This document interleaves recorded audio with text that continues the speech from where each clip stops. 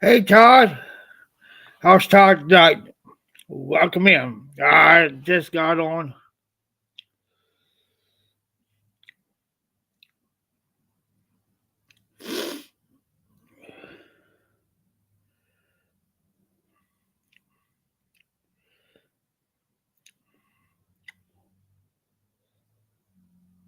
We'll see who else shows up.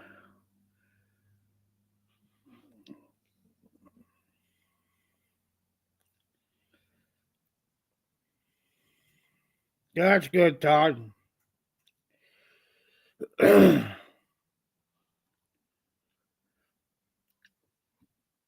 smoking a Dr. Graybo Bulldog, and then it's some C&D folklore.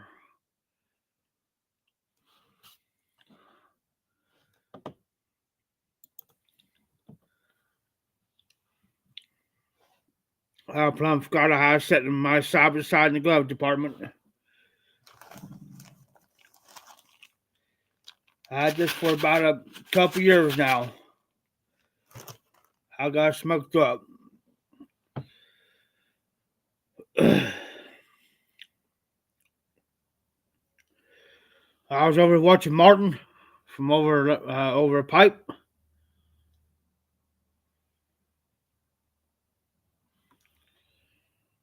So I was watching him off and on. So I take care of a few things. But other than that, busy day for me.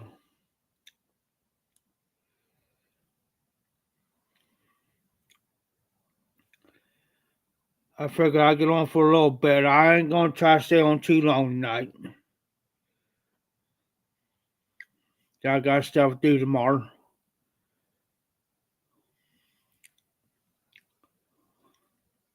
But other than that,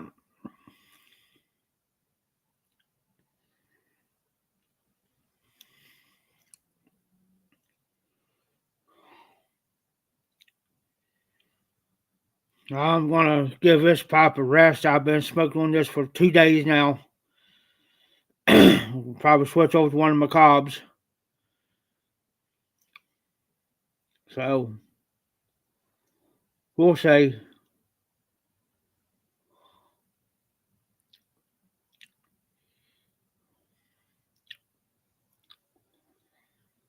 Folklore's got Virginia, Perique, Cigar Leaf, Kentucky, and something else in it. It's no longer in production. I try to not to smoke any blends that I've got. If they're in production, yeah, I'll smoke them.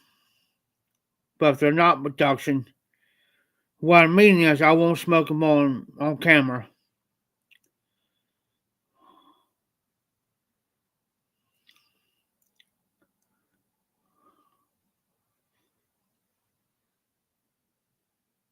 Been dealing with the loose tooth. So, all good. Rat trays.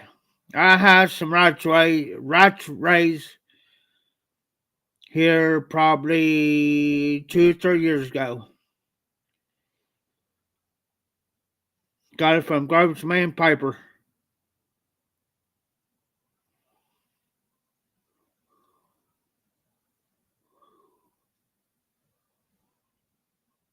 Pretty good stuff.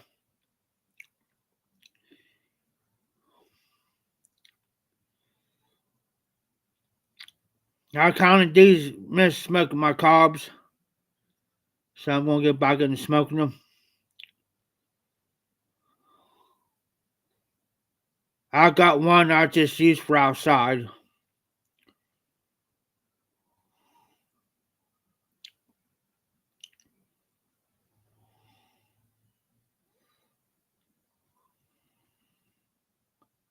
But other than that,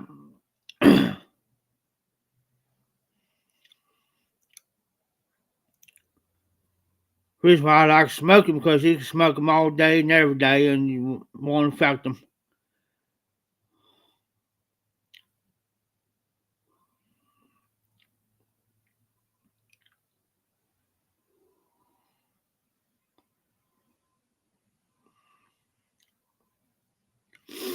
Been a pretty good day today.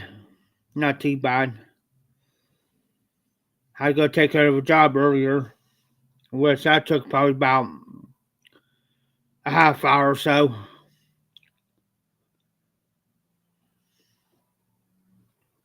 So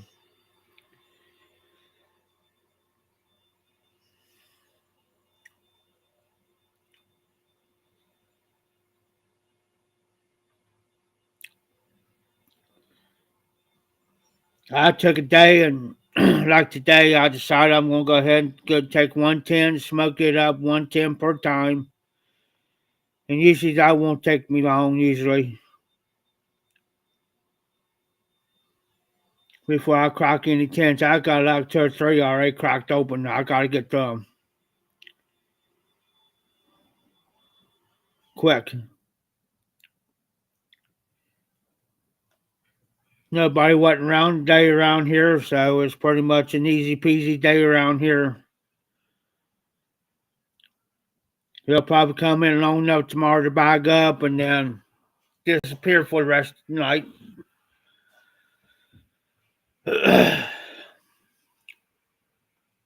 So hold on. I'm still on.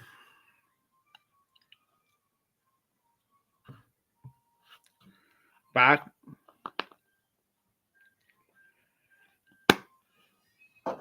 I'm like James. I'll stick a chew in, but I won't do it on camera.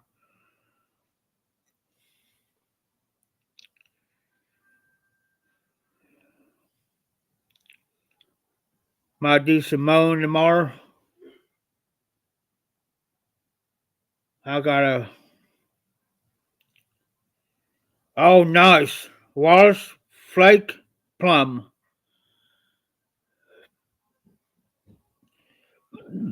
Excuse me.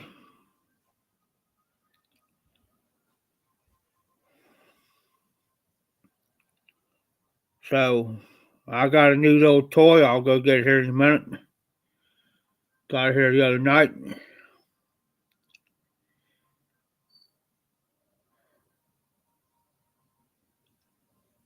So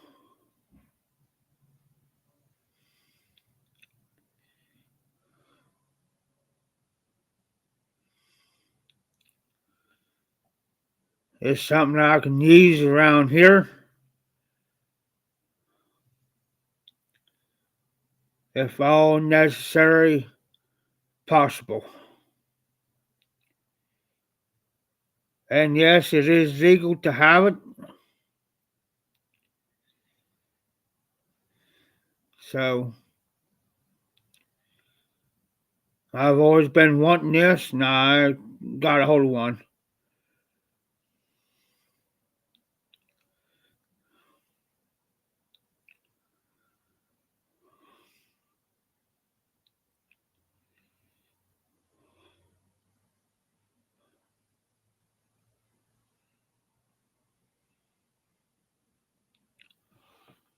So how's been things going? Is everything going all right? Everything going good?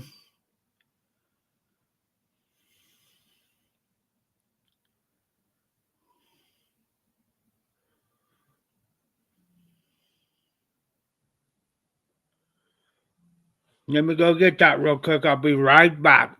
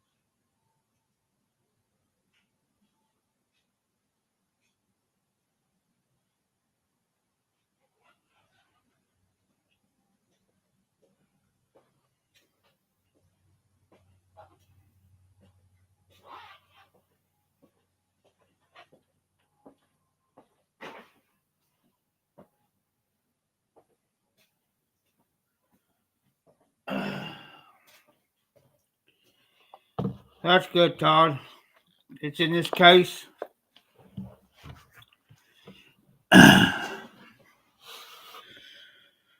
So, it's a little chilly here. It's only 47 degrees, so it's a little chilly.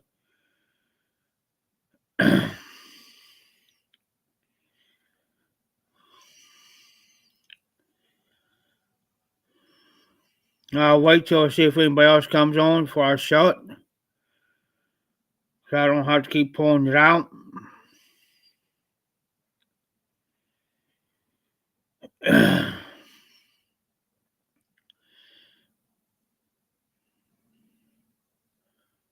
There's a new movie a friend of mine was telling me about. I have another friend that's already seen. It's called The Civil War.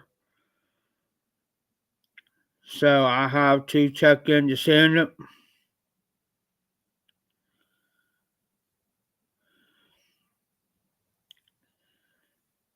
So we'll see.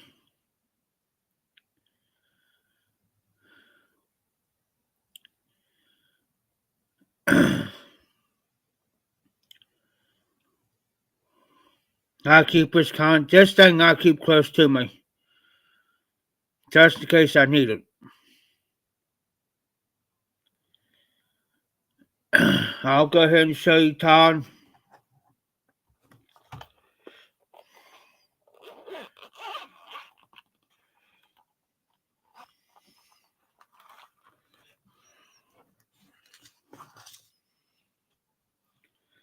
It's a slingshot.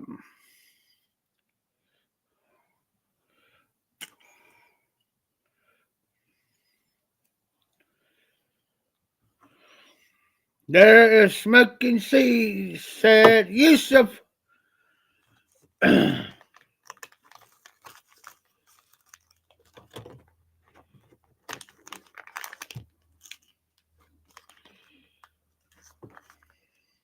Yusuf, I got my toy. Slingshot. I'll tell you what this little thing's for. Here's just steel balls. You can put them inside there. So you can take one out, put it in there, fire that baby. Yes, sir. It comes with next to the sling.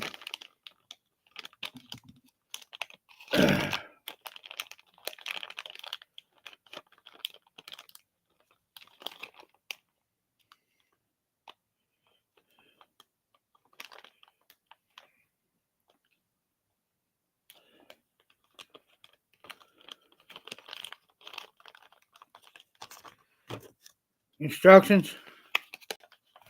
Ah, Yusuf.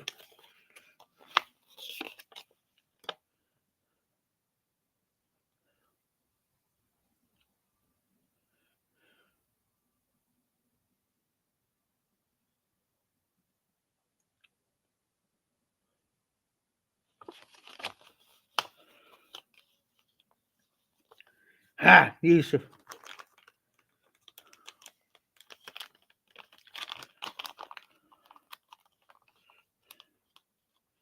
I'll use this around here.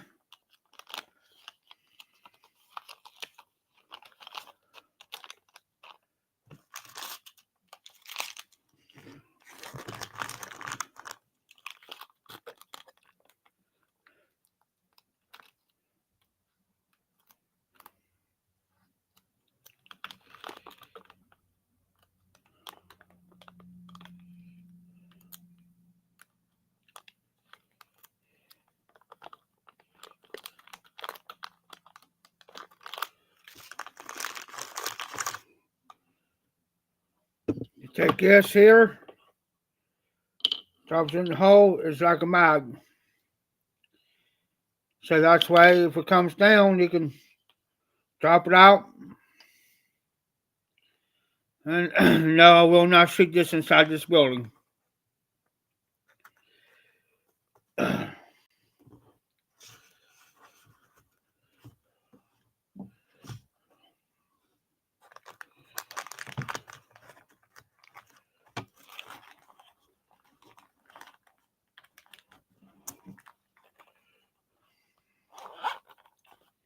And I'll say something real neat.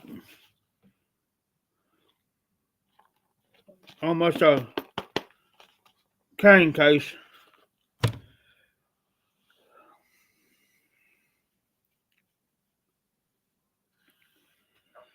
So you're gonna wait till 2025,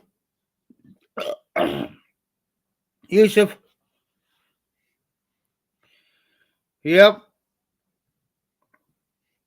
He sold that to me for the purpose of a certain reasons. I cannot say it on the live.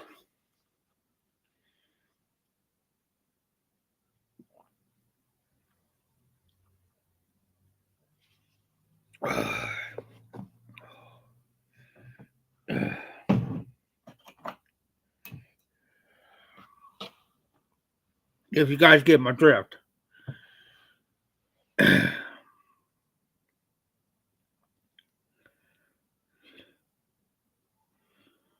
Okay, from April to September of next year.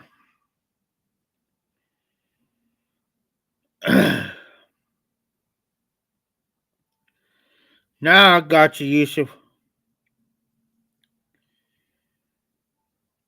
Now that's our plan, Todd. Hopefully, me and him can meet up and make plans and maybe take off. And then come back to a high.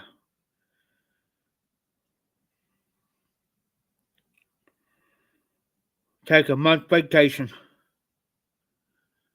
So I need one. Everybody going on vacation here.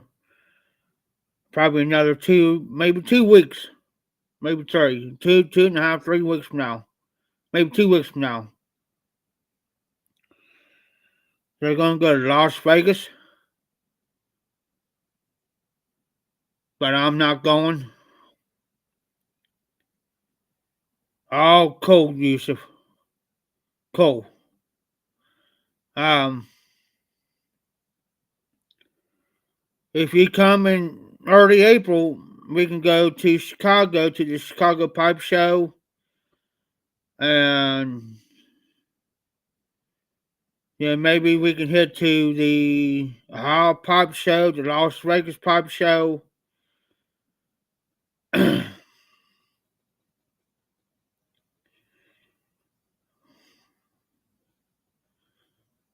Sit down and smoke a bowl, shoot the breeze, BS a little.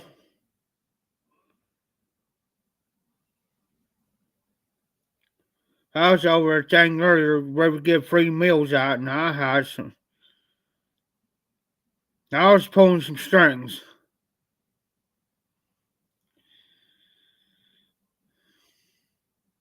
I'm laughing so hard it wasn't funny.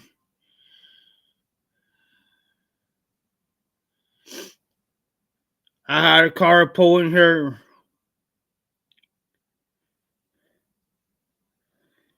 Oh, cool.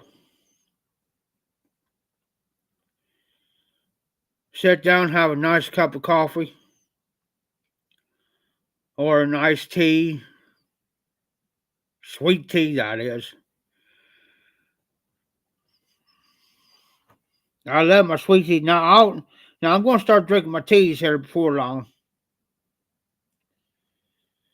But no, like I said, I was sitting up front earlier and I had this car pull in. I had my side by side sitting up towards the road there and he about hit it. Bad idea. Wrong territory. Knowing who you was looking for, or now I was watching this on the other side of the parking lot for about a couple minutes. Broke over and said, "Well, who are you looking for?" They made a mistake. I turned my side by side on and I see who it was. Didn't know who it was, as far as names go. But they made a mistake going down here to the bowling alley. Off I went. But I think I kind of knew who it was, though.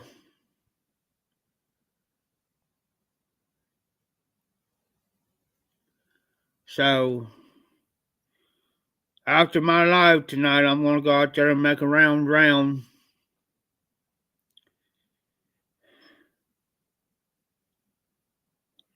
Oh snap!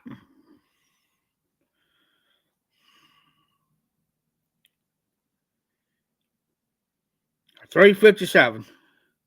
I got a 45. It's sitting, well, I used to have it up here, now it's sitting back there. Because I'm afraid they would have walked through and start cooking. There's a top shelf up here that you can, like, it's like storage areas. It's all down through here. Well, I was afraid if they happened to start poking around up there, they'll spot it. Yeah, it's a nice one. They would have snatched that and it would have been a bad deal around here. So I had to put it back there in the back where I'm at.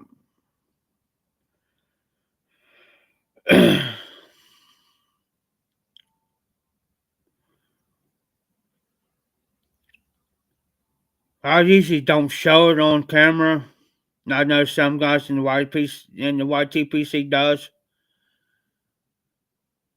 but I don't like showing it because I got some people that are subscribed to my channel that lives probably about half hour to 45 minutes away from me that I know. And sometimes they'll come on my lives, watch my lives, they'll comment. And I just don't either tell you exactly where it's at or show it. Because they'll try anything to get in here to get it. This is a long building. This used to be a bar one time.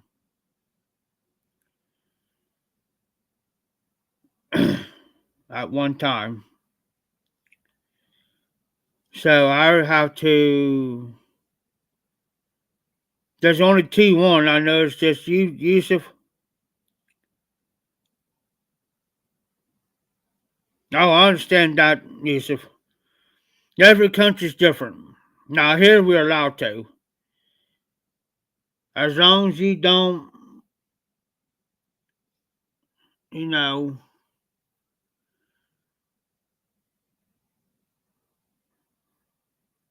act stupid or dumb. You know what I mean?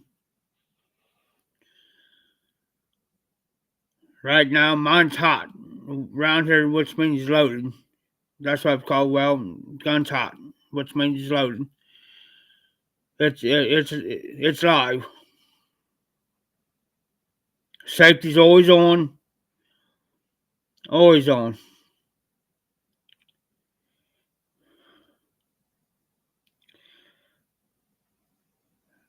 Hey, Yusuf, Todd's asking if you like corncob pipes.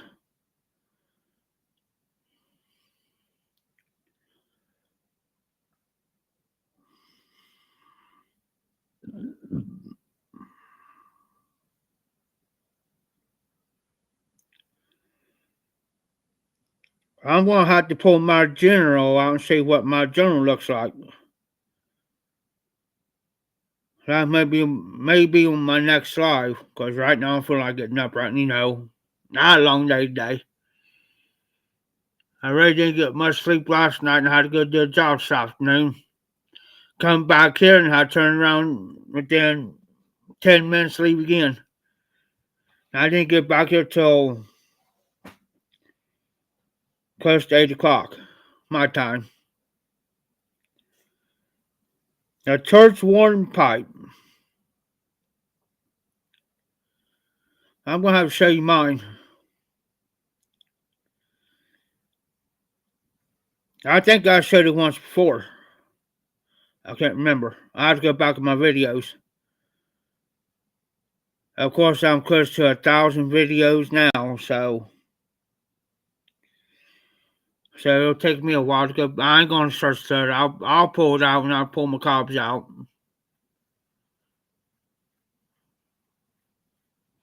I keep all my pipes in one spot.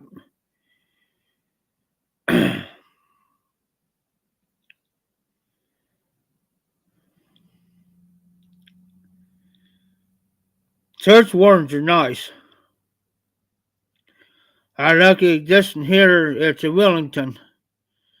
And I got lucky on that when I bought these set of pipes off a guy for their state pipes. Now I gotta get the longer pipe cleaners for it now. It's got a that system. I can't think of right offhand. Oh, that's rough.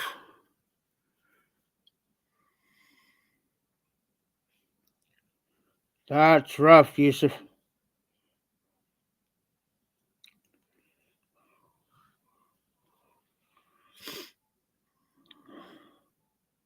It's like here. There's tobaccos like Condor and tobaccos like that is not available here in the States. They're talking, oh, who was it?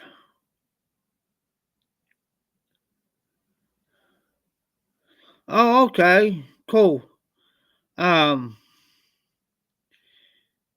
who was it talking about here? I think last week before last, they're talking about bringing the HU tobaccos here to the States, which they only sell like England and places like that.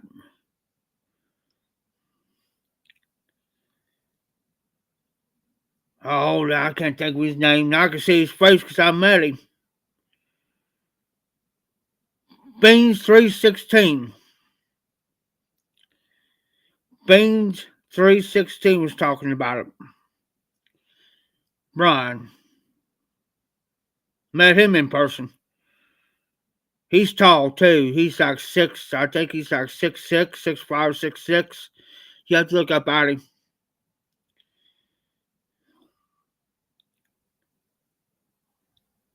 Hey, Todd.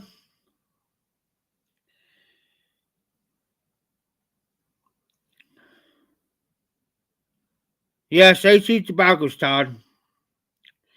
Go back, go to Bean 316's channel. I think it's last cup videos back he talks about. You have to watch them. I can't remember which one it's on.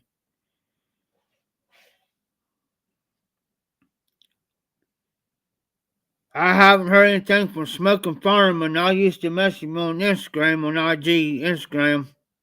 I haven't messaged him in a while. Only thing I can say, I had to let him say it, but the only thing I can say he went through some things. But it's not my place to elaborate on it. I didn't get no permission on it, so he has to talk about it.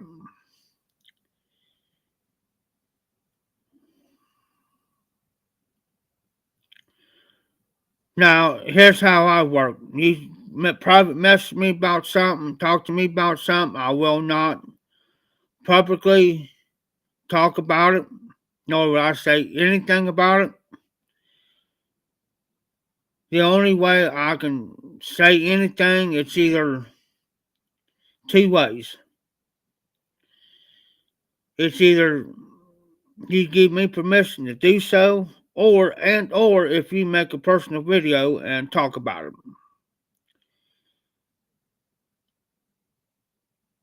But still, I'll get permission. I don't discuss it without the permission of the um, party. As a matter of fact, I was talking about that today. Um, if somebody tells you because I had to jump several people in a nice way because of that. And I said, here's my thing. You don't go blab my business to everybody. If I tell you something that comes, you don't blab it.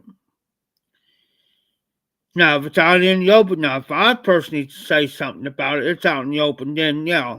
But still, you don't talk about it without coming to me first. Because I have people come to me It was way out of proportion. People was adding stuff to it, adding to it, adding to it, adding to it. Then I had to go, say, well, where'd you hear it from? Then I had to go, well, so and so. Then I had to go, that's so and so. I said, where'd you hear it from?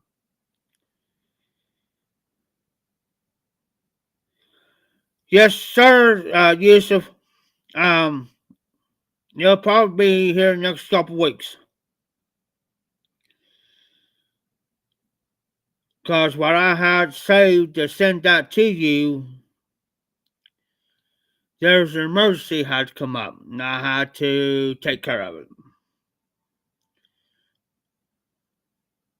Things don't go my way playing Yusuf. I got something to do something, to send somebody something. It's like I did a trade for that Savinelli with Dan Lopez. I was about ready to ship it. Something came up. And I had to message him. I said, brother, you'll get it. Here, just give me just a little time. I explained everything through an email, explained the situation. He said, you just do it. You know what I mean? He says, you come first. He says, I'll know you'll send it.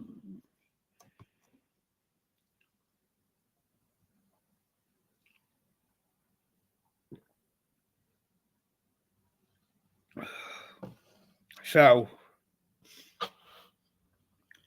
but it's on my number one bucket list.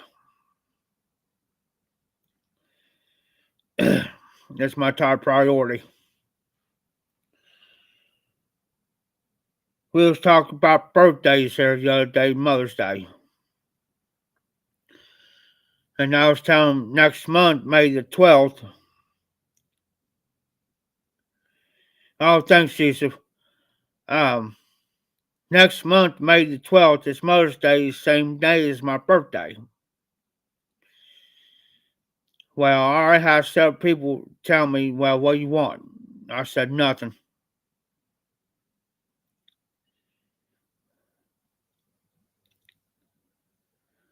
You know what I'm saying? I said, as long as I wake up and I'm able to see and hear, talk, move, live another day, that's my birthday present. I heard every day.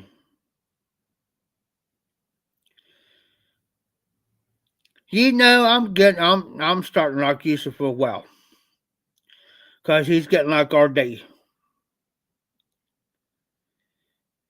He's getting like RD. You never know what he's going to say or do. That's the way I like it. That's the way I like it. But no, I just tell him. I said, just Tina, my other half in there, she was wanting to get us nine. Don't do it. Don't do it.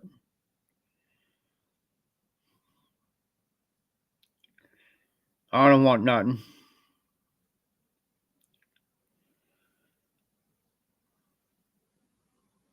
I said, I got what I want. I got plenty of tobaccos. I got the pipes. I got this. I got that. You know, as long as I got people's friendship, that's all that matters to me. Yeah, there's some people like me, and there's some people don't. And those that don't like me, so lost.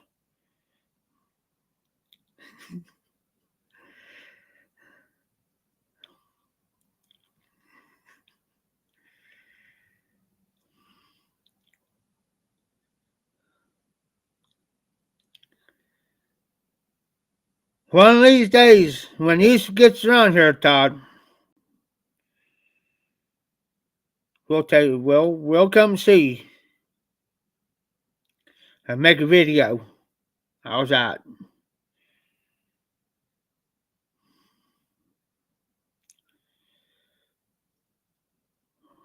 We'll make a video. Lord's willing, if the creek don't rise between now and then.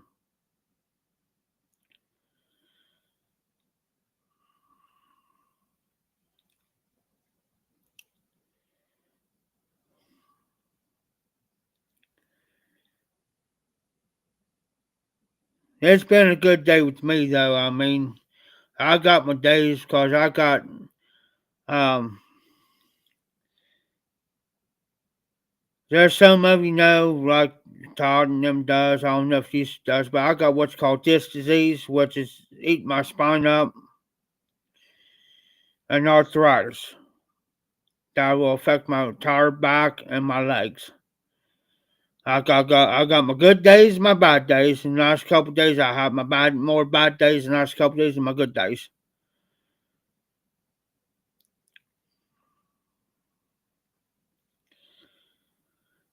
So, and moving this guy's next door's yard over here, boys, he's got some bumpy spots, doesn't help.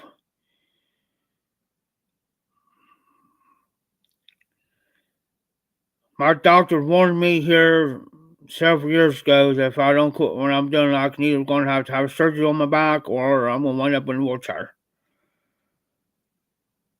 And comes down to it, I'll have the surgery done because a friend of mine's got the same thing I've got. He's got a rod in his back. And he told me it took them about 8 hours to reconstruct his spine and everything.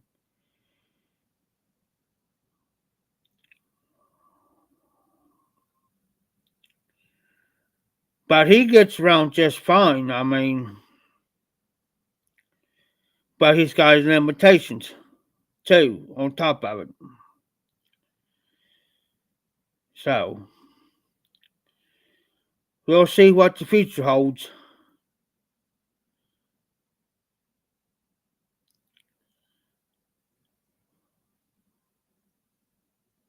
If I wind up in a wheelchair, that's fine. It ain't gonna bother me.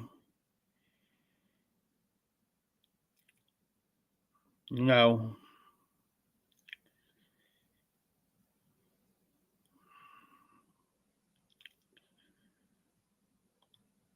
Because there's days I'll hurt so bad.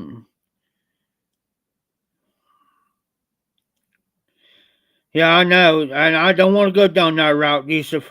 I really don't. I've seen people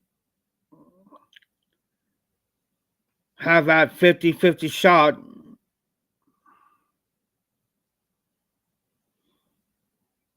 Oh, wow. Oh, wow, Todd. Yeah, that's the thing. I have fell from a slide, about a 10-foot slide when I was a kid. That's when you're a kid, you go up a slide and slide down. I fell off one.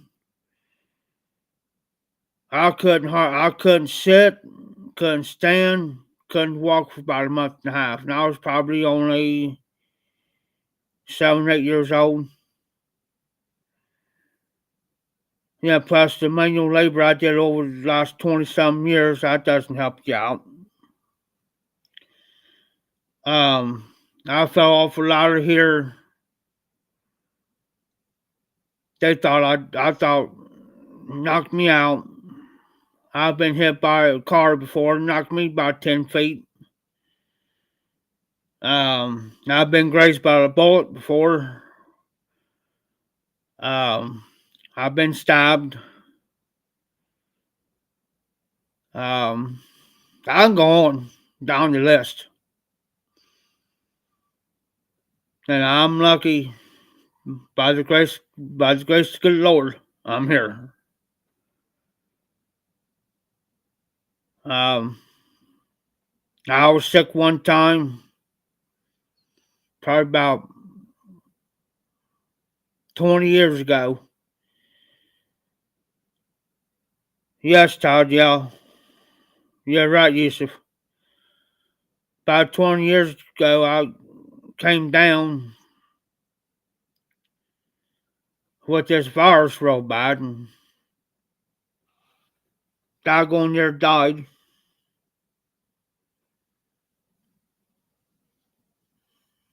because of it. Here a couple years ago, I could say here about 3 years ago, 4 years ago, I caught that C word. I can't say it on here, but everybody had it. And I had to be quarantined. I was living out here on 22. I had a little small apartment out there. I was quarantined for 2 weeks. The case manager, bless her heart, um, yes, it does, Yusuf. Um, they get funding. So she went and bought me a bunch of groceries.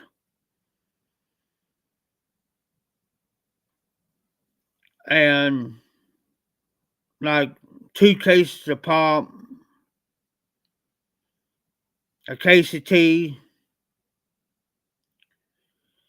food. Make sure I had enough to last me for 2 weeks. I had to be quarantined for 2 weeks. The only time I was allowed to come out is either go to my mailbox or to the doctor.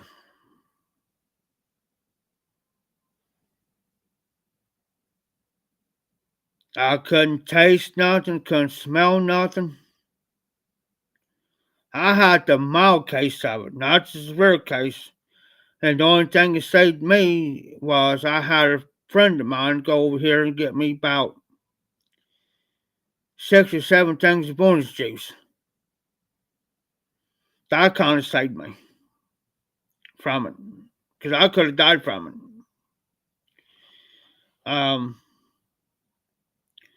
And then the health department called me and see how I was doing. They said, "You got your smell and taste back?" And I said, "Yeah."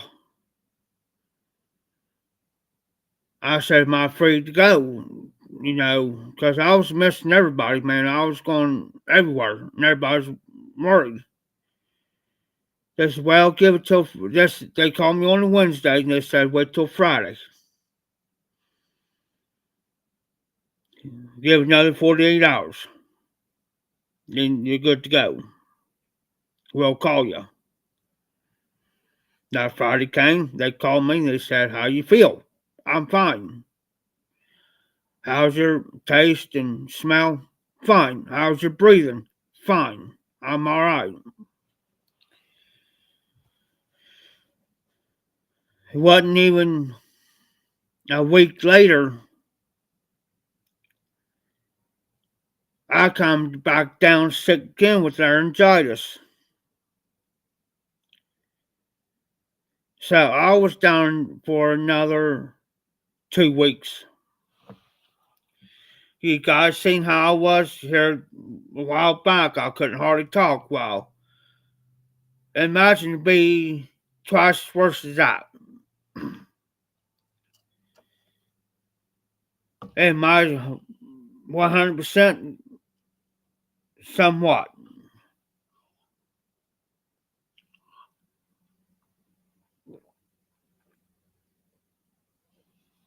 There, oh, look, yes, sir, Yusuf, and look, he just popped in. His ears must have been a burning earlier. RD. Now it's going to be game on.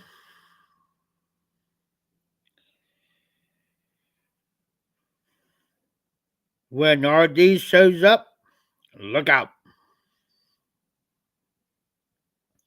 Just messing with you, RD. As you can tell, I'm wearing my jacket.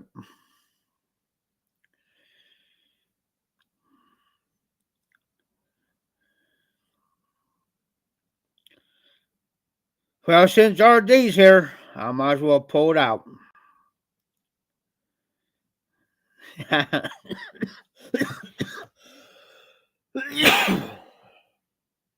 Excuse me. Hey, RD.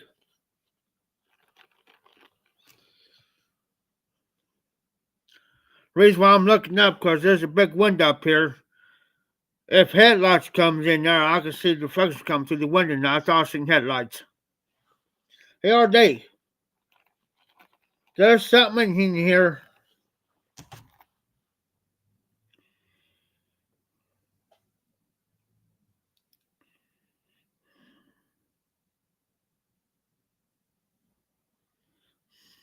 Oh, listen, RD. Uh, excuse me. Hey, RD, there's something in here that might help you make it fly. Here, RD, I'll show you.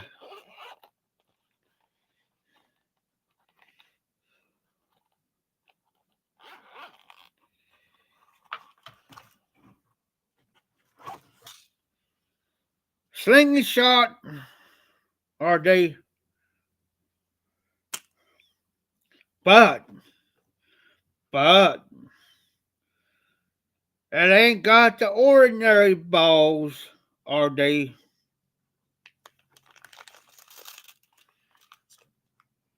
We talking steel balls. Steel.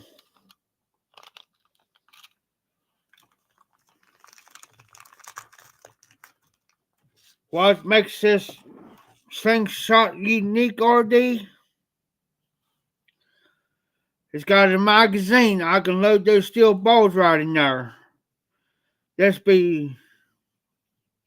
right, got balls steel. Here, I'll show you, RD, what I'm talking about. If I can grab it. Watch this, RD. I can take out in there. There's the magazine. Load this up. Okay. Then when I need one, throw it down, pull that out, put it in there.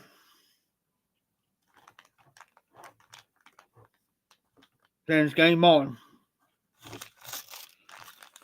They sold this to me for a reason.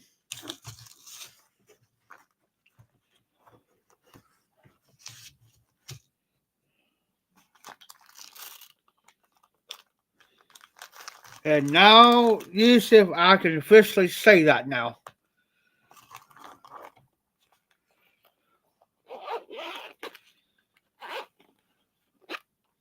Comes in a real nice case.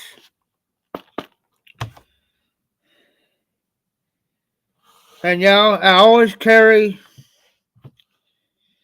a bunch of pennies on me. And I always pull out 2 cents and hand to somebody, and they say, "What's that for?" I said, I'm better give you my 2 cents. Hold on. Get ready for it.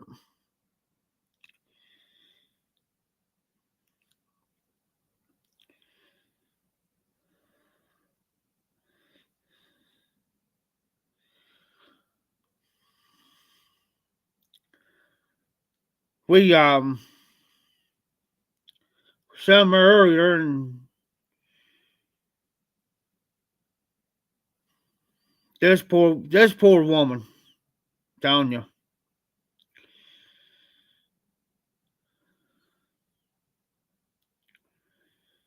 And the way I had to be nice, though.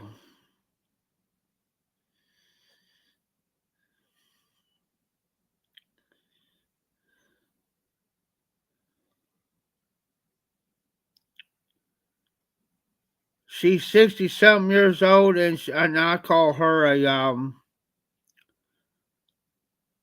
locomotive. I'm putting it politely, boys.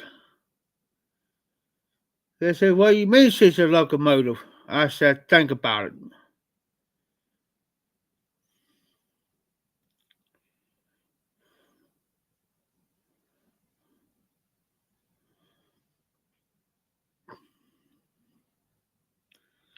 See, I had to explain to Tina how she was.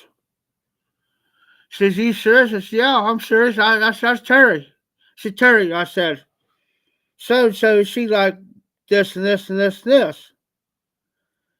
He looked there and says, "Yeah, he's telling you the truth." Like that. No more was said after that. Says you got. She says you got. Yeah.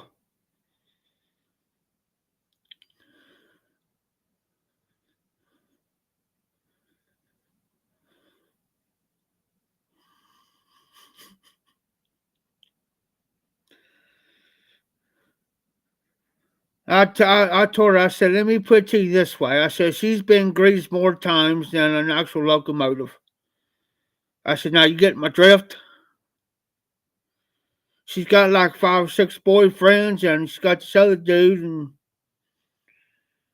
seems like he don't care. And she says, well, how do you know she does? Because I said, she told me herself. No, boys. Nah. No.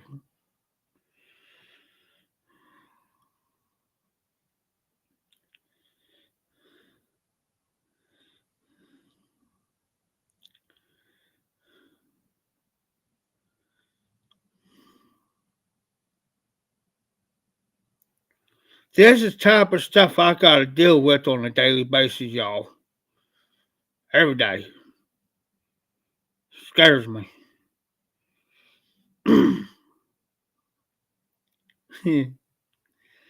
I'm just waiting on RD to say something smart. Nah, I'm just waiting on it.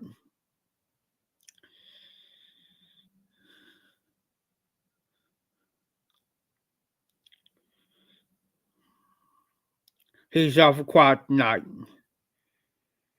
I'm getting to worry. Getting kind of scary.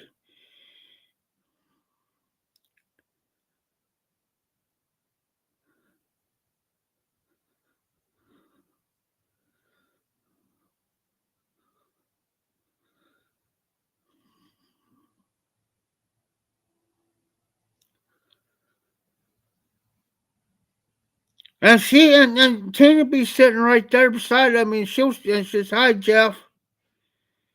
Okay, RD. I'm going to explain to you. Got a bear?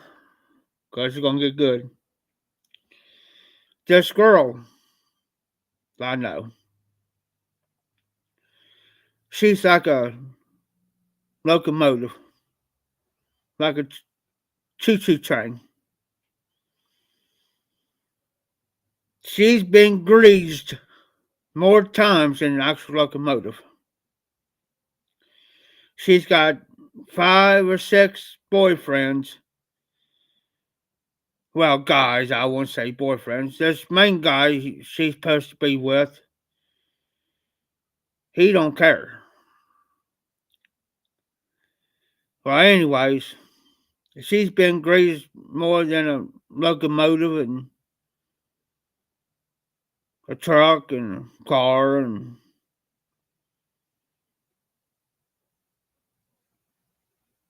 not even what the heck. I don't even throw it in there. She laid more pipe than the national pipeline.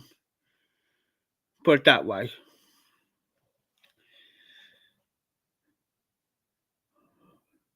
Tina asked. She says, well, "How do you know she's got 5, 6 boyfriends?" I said, "Well, I said she told me out of her own mouth." RT. I didn't even told her. I said she didn't even try to get me. No, boys, I ain't gonna lay that pipe. Uh. My pipes are off limits.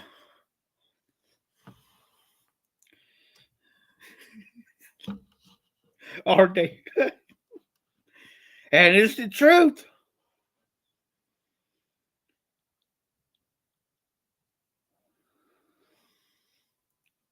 There you go. She's like a doorknob. Everybody gets turned, boys.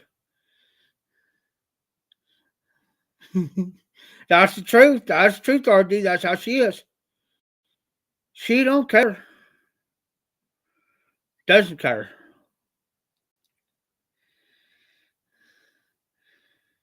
She's like a doorknob. She broke up her some WD-40. Lubricate that doorknob.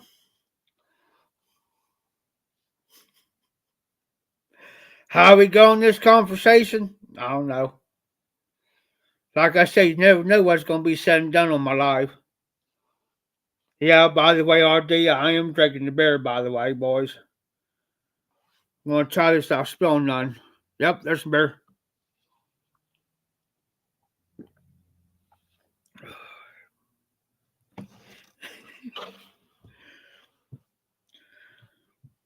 Like I told Tina, Ajax,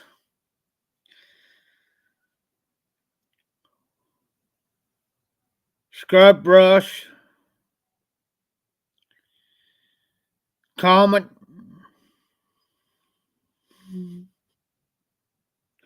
Uh-oh. I have to wait, boys. Hold up.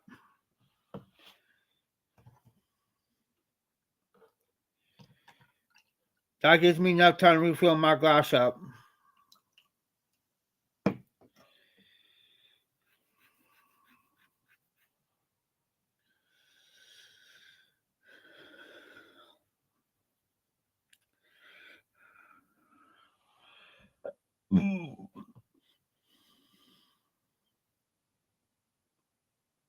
Stick your cup up in the freezer all day.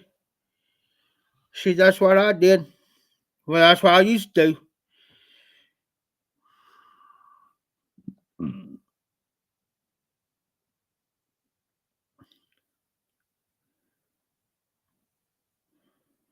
Ajax. That's shit. Yusuf, this is the God's honest truth. I lived out here on 22 while she lived out there before I did, before they even did the remodel. Well, apparently she used to live out there. Well, apparently she gets kicked out. The reason why she got kicked out is because, yes, sir, RD, same topic. It's because there's 15 rooms down and 2 around, so that makes a total of 17 rooms. Well, apparently she was going down there screaming about every guy, and they was getting tired of it, and they went to the management out. I tell you what, there ain't enough Ajax, Comet, bleach, scrub brushes, water brushes to clean that.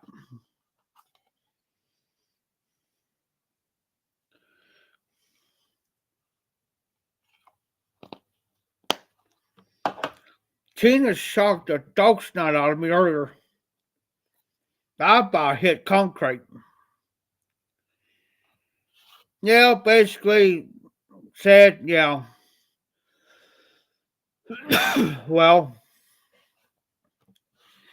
Tina says, well, you can get you 5 pounds of flour put on that. And yeah, I said, no, it's going to take more than 5 pounds of flour.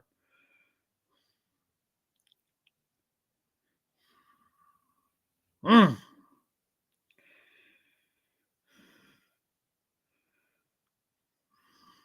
scares me.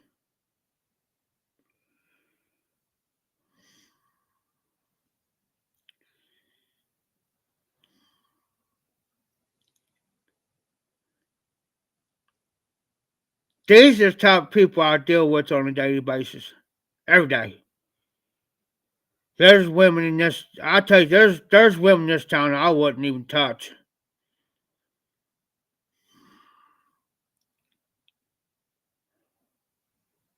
There you go, RD.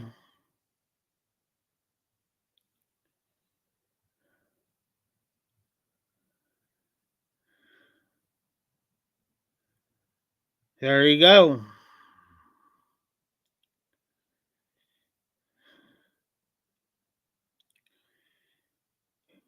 Well, Yusuf, she offered me for free. And I said, I'm out. Because I just stopped by to check on her because I haven't seen her. Nobody hasn't seen her for like a week or two over Rose Avenue. Because she goes over regularly, like the rest of us does. So I was nice enough to stop by to see her, right? I let her know I was going to stop by. Well, that was a mistake. And then Melissa got through that door. She was ready, Freddy, boys. Didn't take me long to get out that door. That's why I got to go. I just stopped by long enough to see she's all right. I was going to stay for a while, just talk to her. Yep.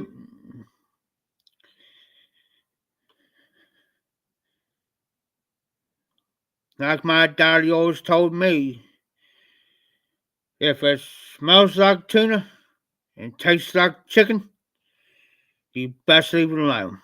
If it smells like fish and tastes like tuna, you best leave that.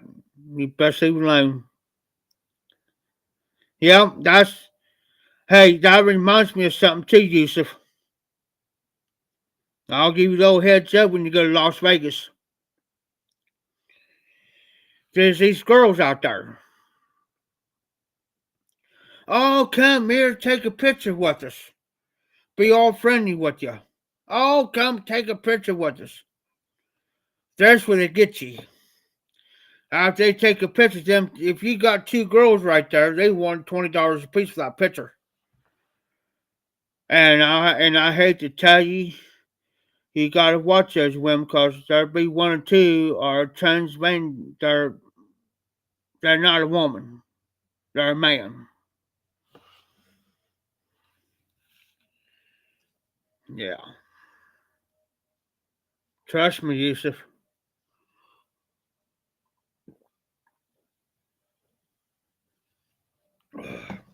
I'm trying to get this down in me kind of quick because it's starting to get kind of warm on me. Now, and here's the thing. I mean, I'm not dogging her. I'm not putting her down, guys.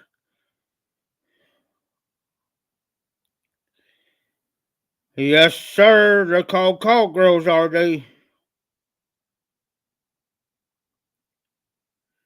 That's right, Yusuf. This one guy got racked for 150 bucks, and he went with us. Got racked.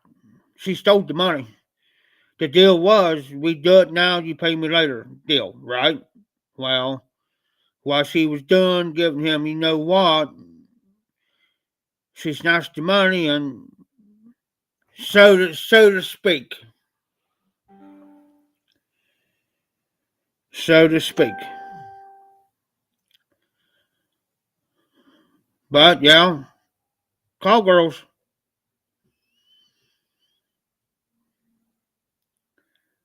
There's some of them ain't worth that because you don't know what they got. You pay a girl $500, you're gonna wind up with more than what you paid for. To be all honest with you, just to be honest with you,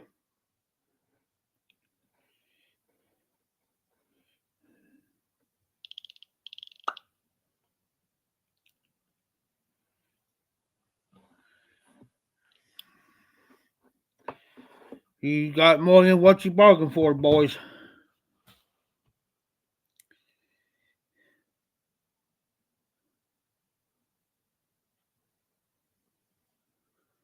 There you go.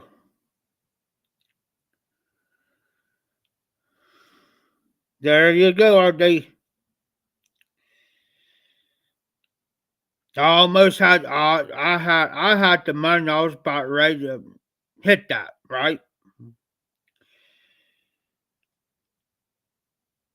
If she says, "Well, I need the money,"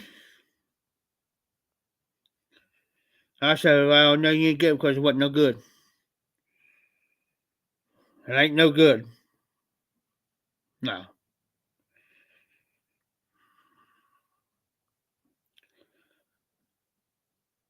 I've seen everything in Vegas, and I'm telling you, I wouldn't even pay them 5 cents.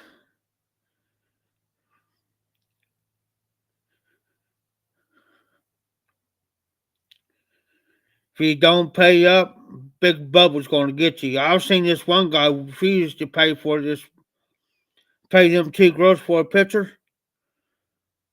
I've seen Big Bubba get a hold of him. For real. He told me you either pay up or you're going to get your behind beaten. Well, he got his butt beaten. We all stood there and watched it. There's the police department, Las Vegas police, the SWAT team, no, the United States Marshals, standing there. Didn't do not a doggone thing to him. This one United States Marshal, I mean, he's a big guy.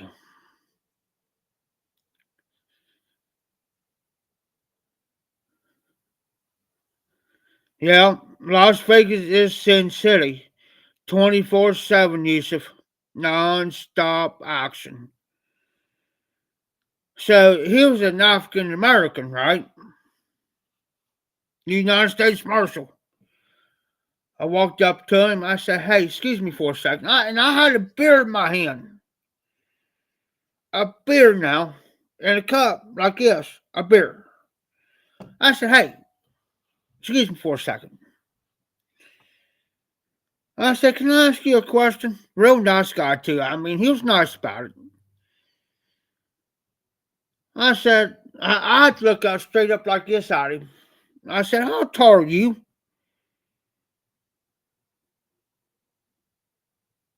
He says, "Well, I'm about 6'10". Say what? He said, "I'm about 6'10". And he was every bit of 6'10".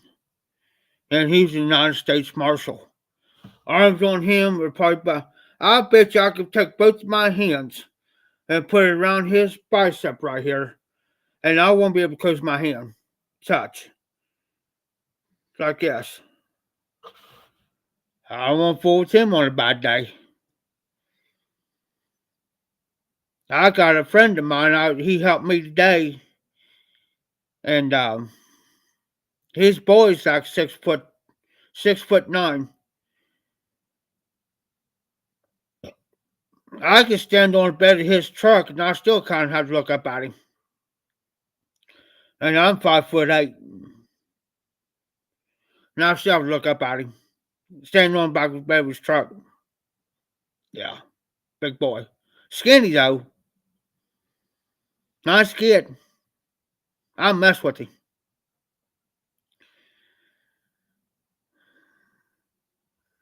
I'll mess with him and I'll take off running and he'll stand back and just laugh at me. Just laugh. He'll stop me standing there just laughing. He says, "Jeffrey, one of these days he's going to beat your hind end." I said, "I know it. I'm waiting." I said, "It'll be like David and Goliath." They'll be standing there just laughing. Good kid, though. He comes up during the summer. He'll be up here. I'll tell you what I'll do when he comes up, guys. I'll stand next to him and I'll have Rich take a picture. And I'll show you guys.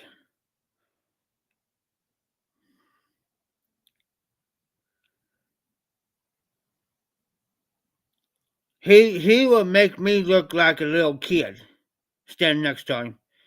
The United States Marshal did. He make me look like nothing.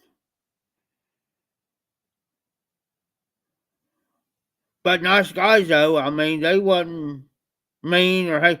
Some of them cops there, nice as can be, talk to you. If they see you with the beer or something, they'll stop and say, "Hey, you all right? Doing okay? How much how much have you drunk? You know." I just one stopped me. Said, "How many did you have already?" I said, "Oh, that's my third one," which I wasn't lying. That's my third glass. I mean, friendly. But here's something I found out, and I'm not going to mention the name of the casino. I've seen it, I've been in there, and he wasn't lying either. Wasn't lying. The mob, the mafia. Yep, you got that right. But there is a casino. I will not say the location. I will not say the name, but it's run by the mafia, and he wasn't joking. I went in there, came back and got him. I said, just kind of nod your head and point out a couple of guys. He says, all right. He says, but I got to be careful doing it. Walked back down there with him, walked in. Sure enough, he already said a couple of them. He says, you see those guys? He went like this. You see those guys sitting over there, kinda?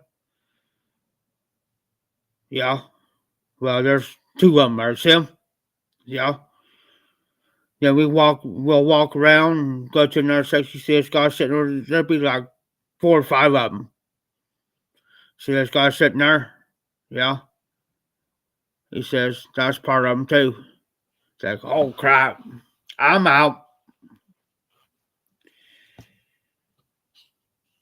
He says and he told me something. He says they will shoot you in here and ask questions later. Cross them.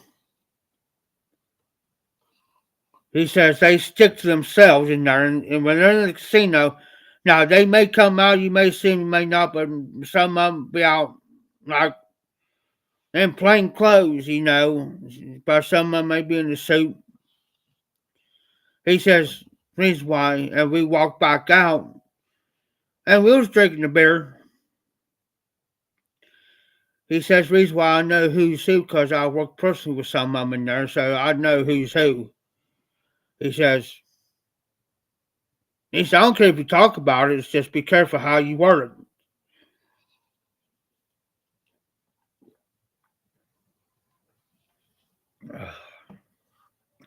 Not a problem.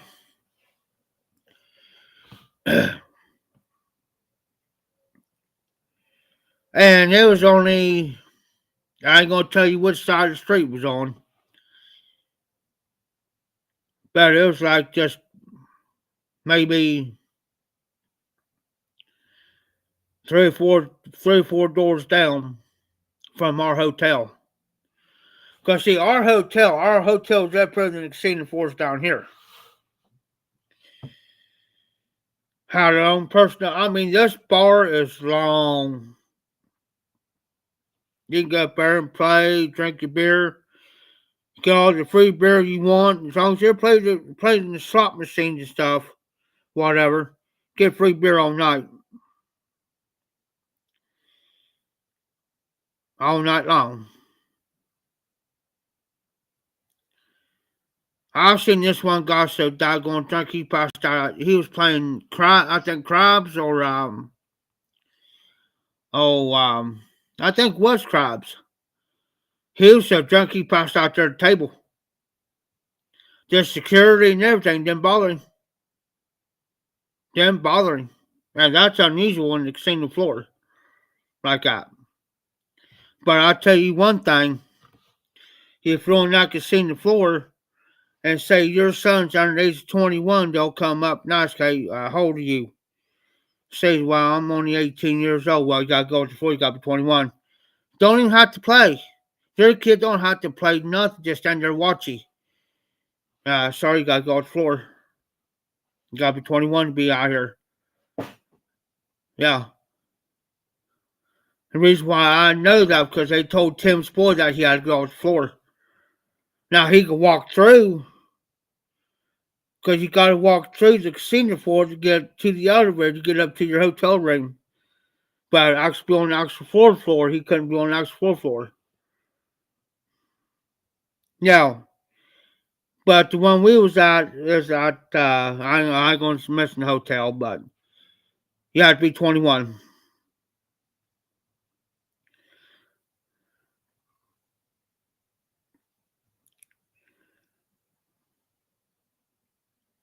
Yusuf, I can tell you the most notorious, high-ranking mafia here in the U.S.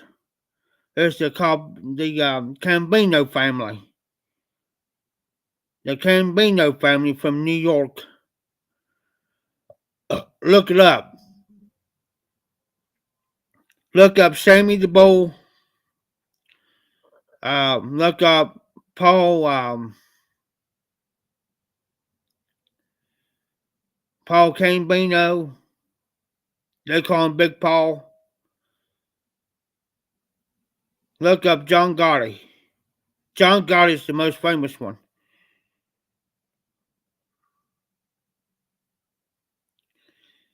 If you look it up on YouTube, I watched the documentary on the Gambino family.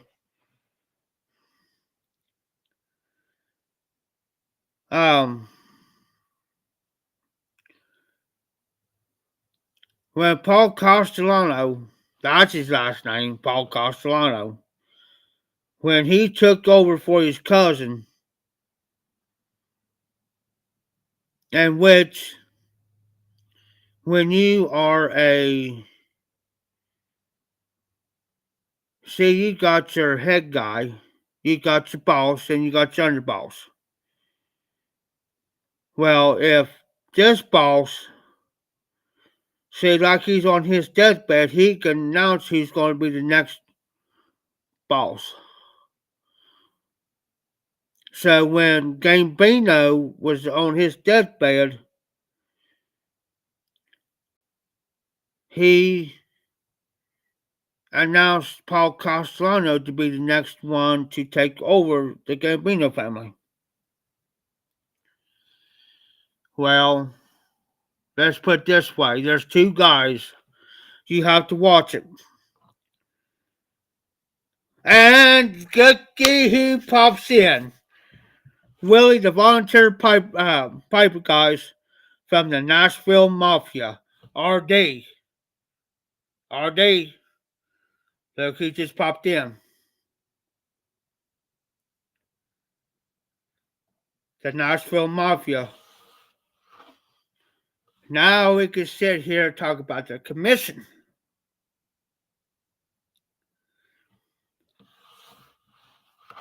And that's right, Volunteer Piper's right. You don't got nothing on Nashville. Hey Willie, since I got you in here, where have you guys been? We got the Ohio Mafia up here getting a little bit worried about you guys down there. Haven't seen none from none of y'all. What, you alright? Guys doing alright down there? No, I'll be in all honesty, Willie. You know, I don't know. I haven't hardly been on as far as watching videos because I've been kind of swamped. Um, I'm doing good. I'm doing good. I wish I would have came down to the Muletown Pipe Show. I didn't know till the last minute. Last minute, and I keep forgetting that. I was around about February, what, March? It's Willie. It's Willie there all day. Trust me. It's him. Um, but I have what's going on with you guys' lives? Like I said, I've seen guys on. I haven't seen you or John.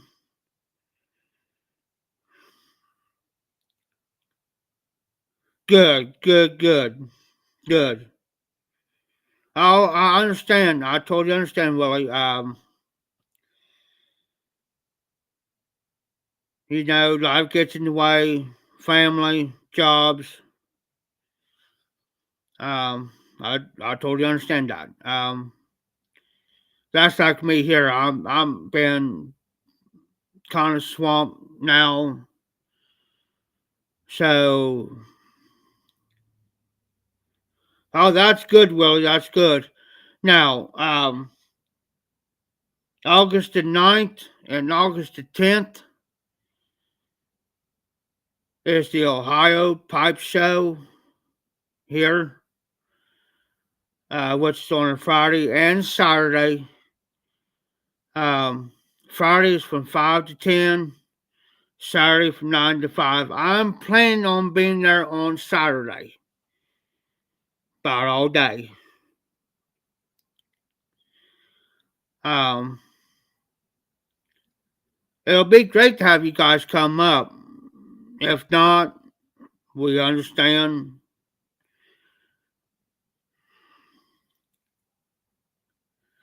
Oh, okay, I understand. I understand, Willie. Totally understand. Um, I'm trying to squeeze regular videos in between what because I take care of about 4 yards, about 5 yards now, and now plus I'm helping another guy, defense, landscaping. Tim just got done the job today, so I try to squeeze like a regular video in, but usually I try to do it live between 11 o'clock on to whenever. Because that gives a lot of people come in. If they don't got nothing to do, they can't sleep, or they don't got nothing to do. We just come in and shoot away anything and everything. Um, Willie's been on my lives before, several times, and I think John's been on a couple times. He'll slide in.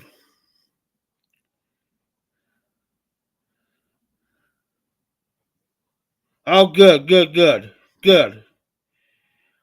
Um, like I said, I'll be there Saturday. Most definitely, I'll be there Saturday. About all day. Um, so it'd be kind of good with the Nashville Mafia and the Ohio Mafia get together. That'll be great. Sit around, shoot the breeze, smoke a few bowls, smoke a couple cigars, whatever. The last pipe show I was at the Ohio Pipe Show. I got to see Cane Rod Piper, Corvette Jim, Beans 316, Smoking Fireman, um, Hillbilly Piper, and of course, the man, the myth, the legend himself, Mr. Scripto. Top secret, I will not reveal what he looks like.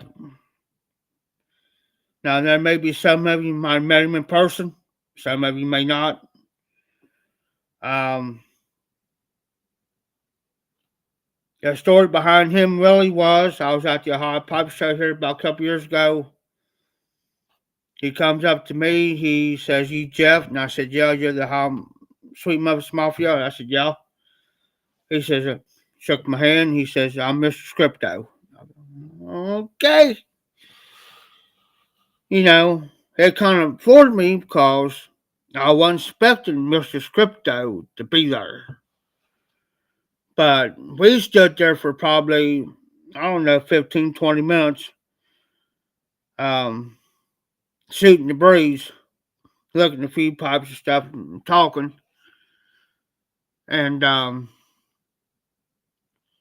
I say probably about an hour or so later, I was outside talking to Bean 316 Brian and Smoking Fireman Cody.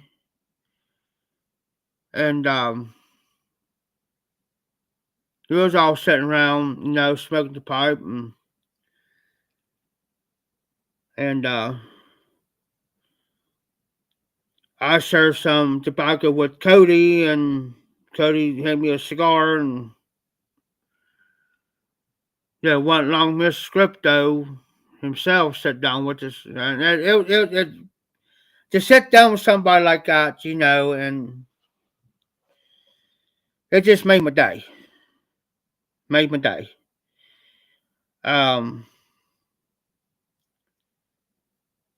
but it's what's going. You guys meet the guys behind the camera. Um, like I've always said, I'm the same person in behind the camera. I'm in person. Um, I know different than you know what I do.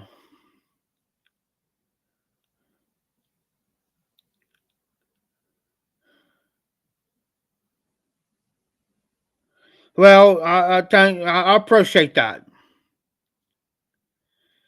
I appreciate that, and because the way I look at it, guys, it ain't nothing the YTPC as a whole, as a community. But let's take the outside realm of it, on the outside the box from the white. A lot of people gets on there and puts on a persona, which what I'm saying, they're totally different in person than what's on camera. And we can't be like, in my own opinion, and my own personal opinion is this. When you're sitting behind the camera like I am now, you got to be the same person off camera. Which means, say, like, I come to, say, like, I'll meet Willie, for instance. Okay, first time face to face. Okay, he's going to see the same person as I'm sitting right here right now.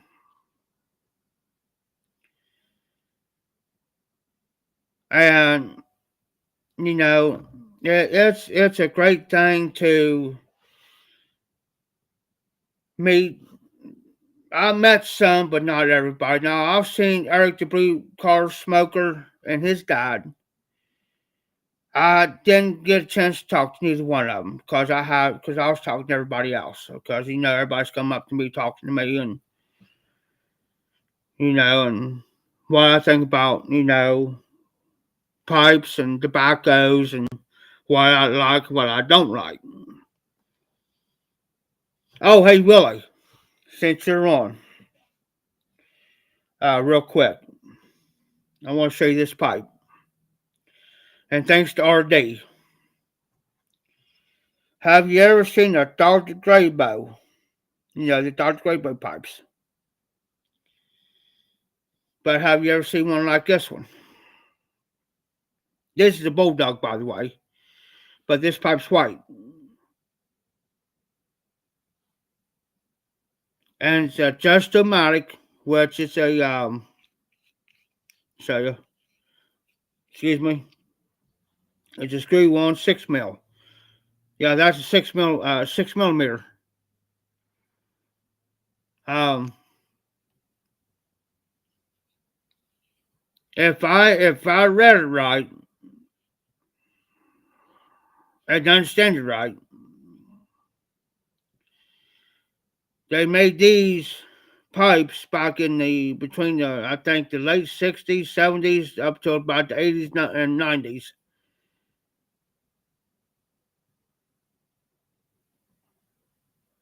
Now can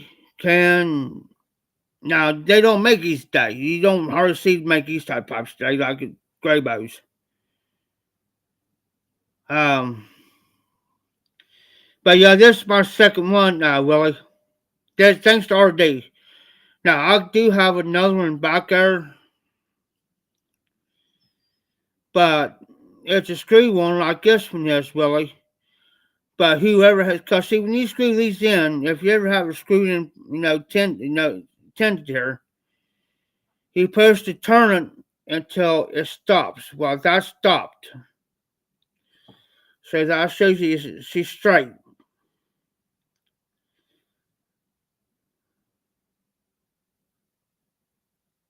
And there's guns out, no doubt. Welcome in, long time, long see. Good to see you. But whoever had this other pipe, what they did was when they turned it, they must have turned it too tight and kind of twisted it a little bit too far to the right, going to the right. So it's off center a little bit. Well, I kind of fixed it. Now I gotta refix it. And RD's got one with the 1980 Olympic stamp on its side of the bowl, guys. But this smoke, I'll clean this up. This pipe smokes like a drain. I'm telling you guys.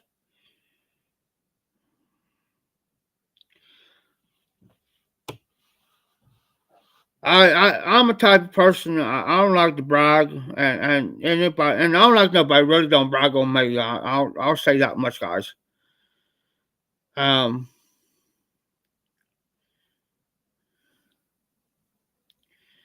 but I like to joke around a lot. I like to joke, have fun,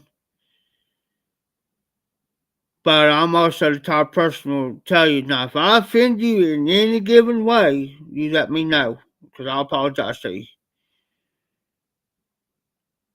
But it's good to see Willie. It's been a while since I've seen Willie. Like I told you guys, like Yusuf, you never know who's gonna pop in on the live here. You never know. He might see Willie pop up, Guns and No Doubt.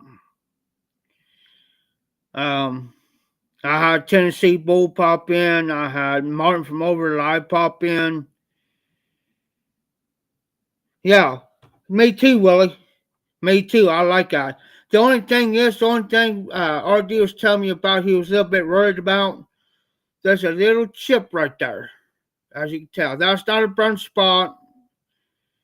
That's a little chip right there. So I double checked inside the bowl, make sure it didn't go all the way through and crack the inside or anything. Inside the bowl is perfect. It's just on the outside right there. That's just it. There's nothing else. It's lightweight. It does got right here. It does say it's a Justomatic. You can't see it, guys. And it's also got a patent number. So which means as long as that patent number's there, that means say like okay, Dr. Gray both makes these, right? So with that patent number being there, that means say like smoking pipes and tobacco pipes, them guys, they cannot reproduce this pipe and just color this pipe and shape this pipe. Because that patent numbers are. So RD, that there I'll call that like a patina. So you know what? You can never find nobody else with the pipe like that. Nothing wrong with it.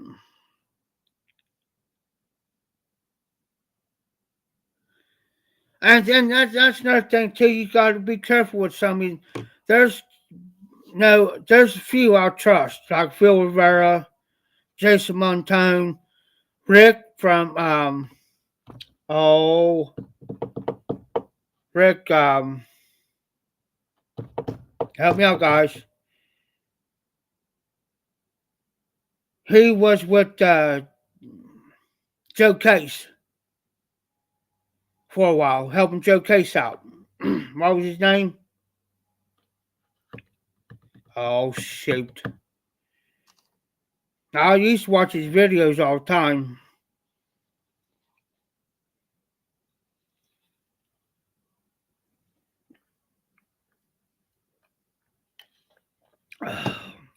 Yeah, after a long day there, really, I'm drinking cold one.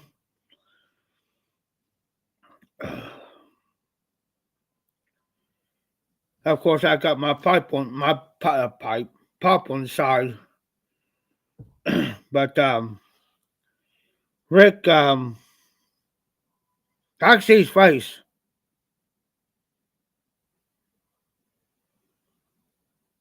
Hmm, ain't that awful?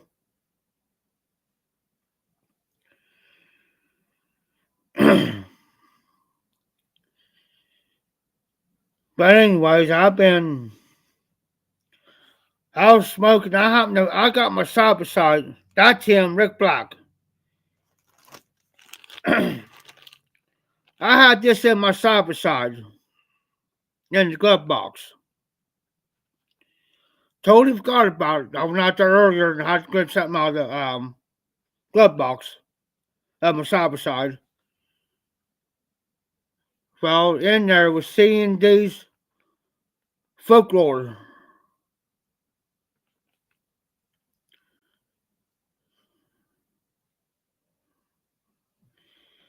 Yeah, Willie. I drink the. Matter of fact, I'll show you the can. I've showed this many times on my lives. The old King Cobras. Yeah, I get days around here, long days. I'll just sit back and get on my live and have a few. But I've always put it in one of my glasses, like this in here. Excuse me. But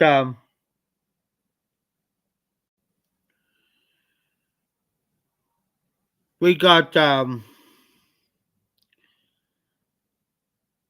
99 up here. Long Island iced tea, but it's 99 proof. Then we got a banana sitting over here. It's bananas 99, but it's 99 proof.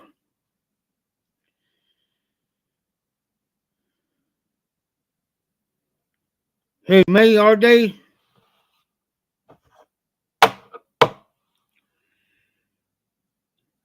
Chewing Cougar.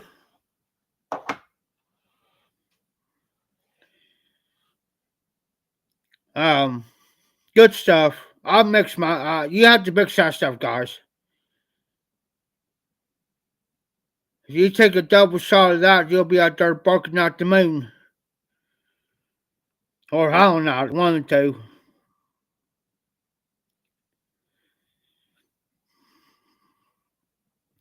Yeah, about this time of night, I can't. Now, here's my thing about smoking my pipes, guys. I'll be lucky to smoke one or two pipes now a day. But it seems like it seems like around about 11:30, 12 o'clock, it seems like I can't smoke a pipe because it clogs when I go to bed, it clogs my nose up and I can't breathe. Guns, yes, I have. I used to get the Red Man, and no, they don't sell it around here anymore. Stokers, I'm not too crazy about Stokers. I've tried it. Now, I chewed Longhorn for years. And I still do it. But I didn't have time to stop by normally get my tub of it. Because I buy it by the tub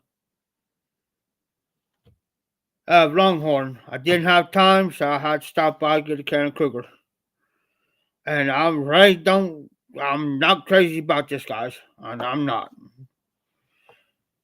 My dad speaking to Red Man, my dad used to chew the regular Red Man for years. And I mean years. Um, every so often he'll go to Red Horse. Then every once in a while he'll get a hankering, he'll chew Beech Nut. I checked on the price of Red Man here the other day.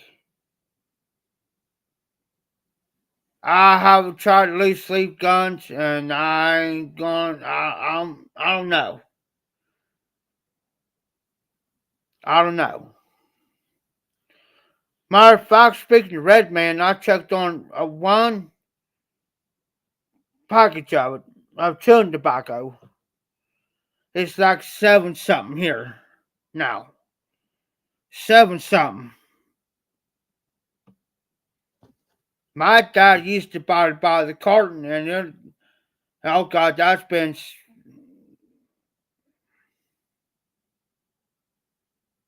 20 years ago. It probably gonna cost him like $33, $34 for a carton. It's doubled that now. Because he always bought it by the carton. You get 12 of them. And you always bought it by the carton. He had to buy one carton a week. So you take $34 times 4. That's how much he was spending a month. But then I started chewing Longhorn when it came out in 2003. And I've been chewing Longhorn ever since then. Ever since it came out.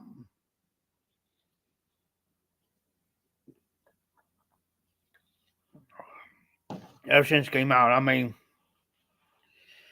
yeah, I've tried Red Man Skull. I've tried Stoker's. I've tried Kodiak. I've tried. There's here probably about, I don't know, back in 2000, something like that. Oh, thanks, Willie, for stopping in, and thank you for the chat. Good to see you. Be safe, be well. Don't work too hard. Hopefully, I might be able to see you on the next live. So be safe, be well. Tell John I said hi. And see you on the next one, hopefully.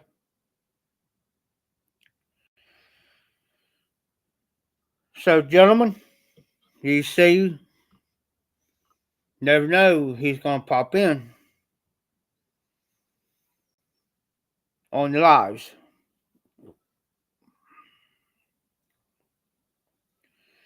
But yeah, I'll try about every skulls out there.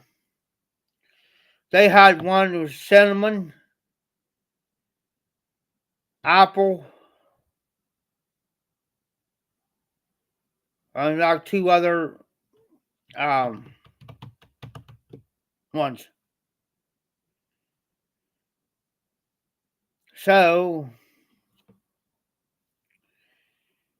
I'll tell you something about beech nut wintergreen, guys. My dad taught me this, and I found out to be the truth. It's got, when you chew beech nut wintergreen, it's got aspirin in it. And you always taught me this. If you got a headache, you take a chill out, you'll take care of it. So I did one day, and sure enough, I took care of the headache.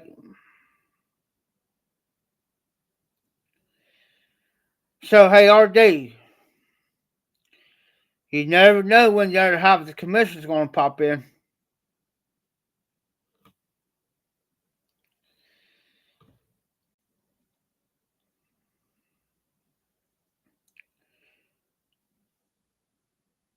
And now we understand that the reason why they haven't been in their lives. And Willie explained they've been busy with everything, and he took on a second job working Wednesday, so that's, which I can understand. Life gets in the way, jobs, family. I understand that. So, hopefully, maybe, and hopefully, they'll be at the Hall Pop Show this year. And that would really step the game up just a hair.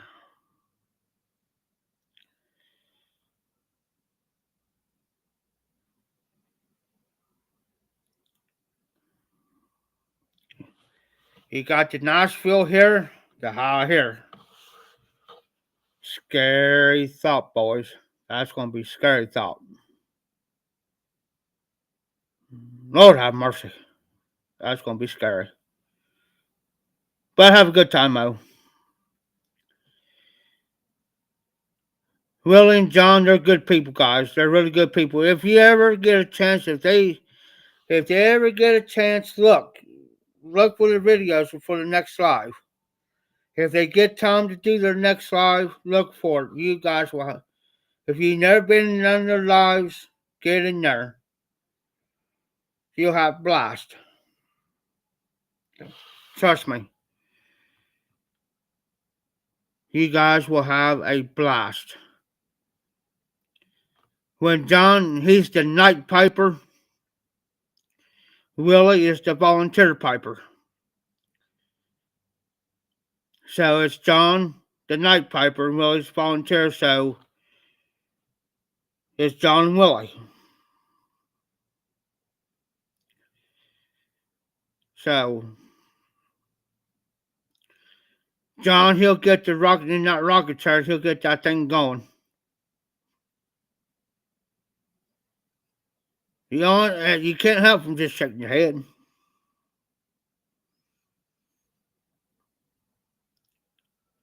So it is 1:19 in the morning, boys. 1:19. Got any more beer RD? Because if you do, I'm gonna fix me a glass a shot. Not a shot, but I'll pour something in a glass, mix pop.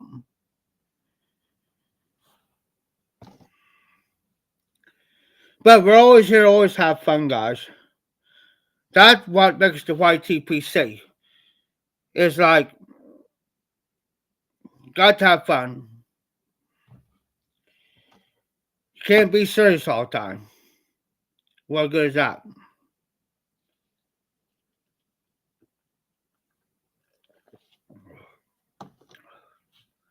This advertisement is brought to you by King Cobra.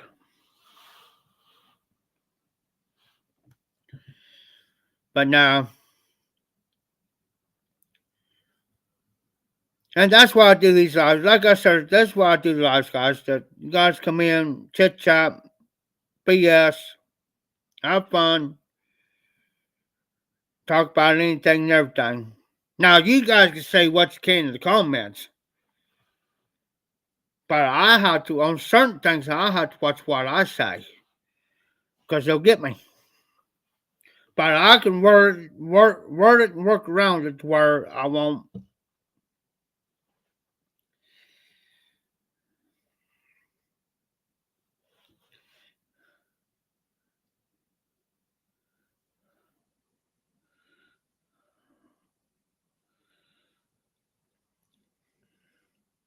Yeah, I just got my jacket on. I got my PJs on, my boots on.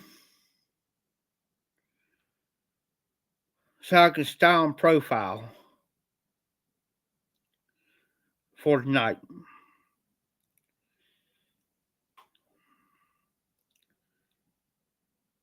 It's almost like going to Walmart. Go to Walmart and you see these people there with their PJs on. And there's some people should not be wearing PJs. No. There's some women should not be wearing spandex pants. No. Scary. Is RD still on? I see 4 on.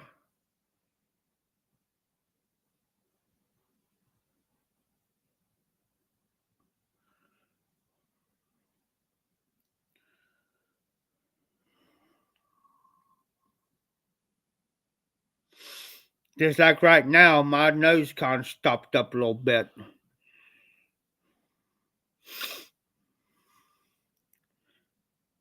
Yusuf, guns. I'm going to wait, guys. Waiting for you guys' sponsor. I'm going to fix me a drink. Be right back. If I can move. Sit too long.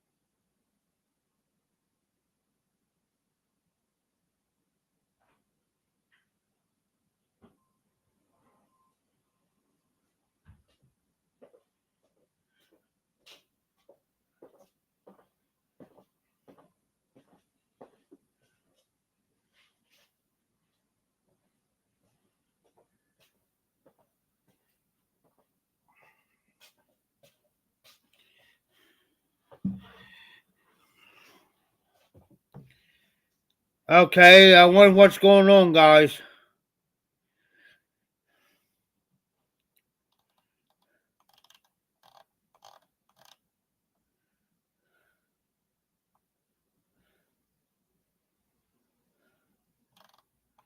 Hey, guys, I'm sorry I had to slow down on my thing, guys.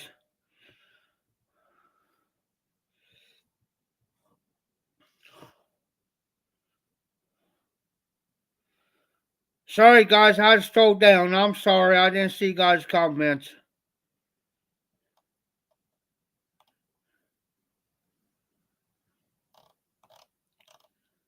Hey, RD, I'm back. Sorry, guys. I had my doggone thing over here kind of goofed me up. Sorry, guys.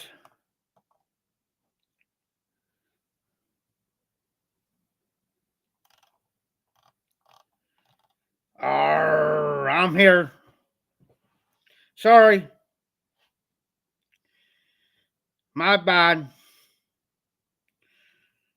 I'm back. Now I had to go drain.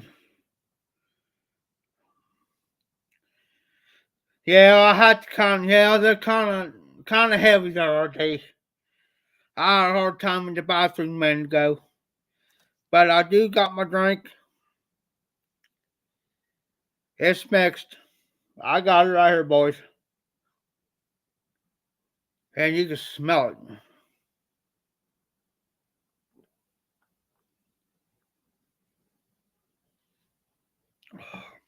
Oh, oh, oh. It grabbed me by the boo-boo all day. Oh, yeah, I had this GPS. Yeah. Sure did, Yusuf. Jeez. That first hit of that 99, boy. Whew.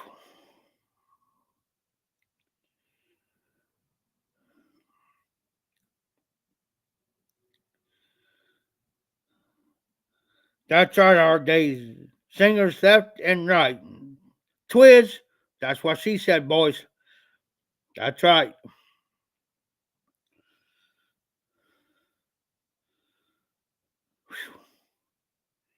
Had to use a GPS. Had to find my GPS to find the bathroom. That was rough. Telling you, that was rough.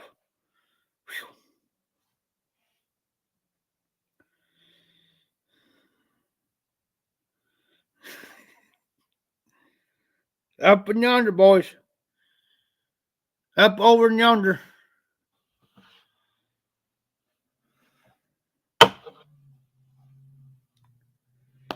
No, I got the Long Island iced tea all day. The banana was gone. I made that disappear. I played the great Houdini and made the banana disappear. Sorry about that. I'll take a fresh one in.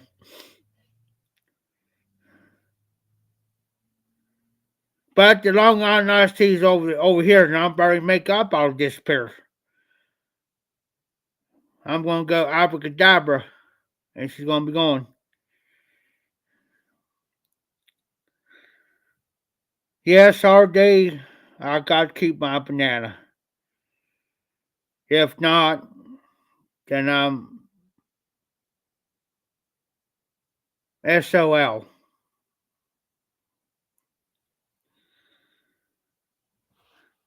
That would mean I will be this here.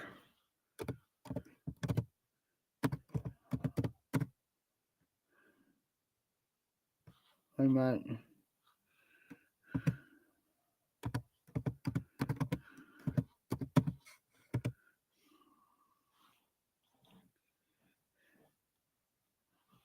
SOL, boys.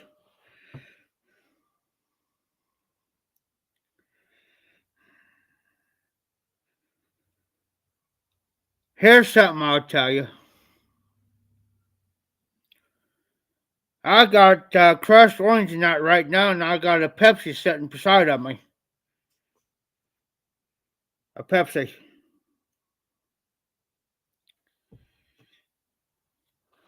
I'll be using that next. But now here's something. I can sit here just about all day and I'll do nothing. My phone won't go off. As soon as I commit doing a job or I'm commit doing something or doing a job, my phone's constantly going off. Can't figure that out.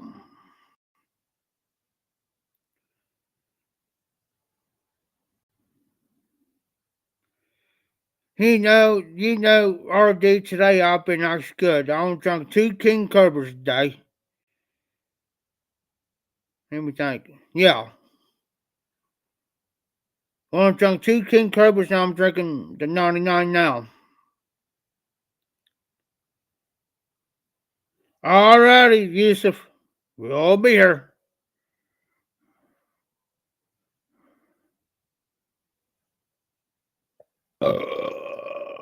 Hey Yusuf, as long as the commission approves that you take that pup outside, then you're alright.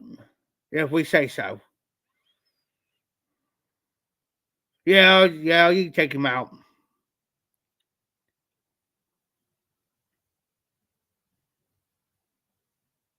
Oh, RD drinking the 6. That's fine, RD. We could be here as long as we got to be here, brother. Because I already took ain't doing nothing tomorrow, anyways. Well, do a little bit of mowing tomorrow, but shoot, I'm going to do that in the afternoon. I don't got not too much to do. Taking the pup out, that's what she said. Twiz, that's what she said, boys. Gotta make sure the puppy's got to go potty. Do its business. They got to go, they got to go. I'm thinking about getting the Let me out, I'm stuck in your pocket. Here we go, boys. Are you drinking an RD or you never cracked it yet?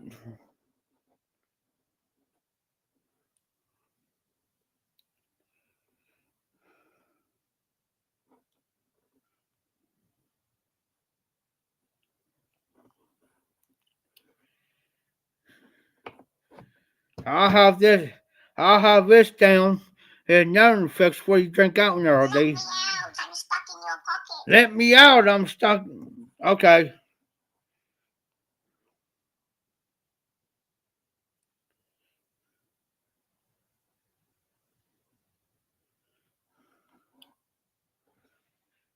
Oh, I understand, RD.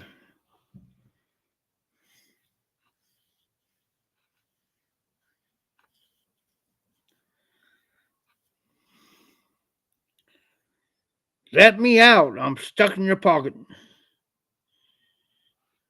Let me out. I'm stuck in your pocket.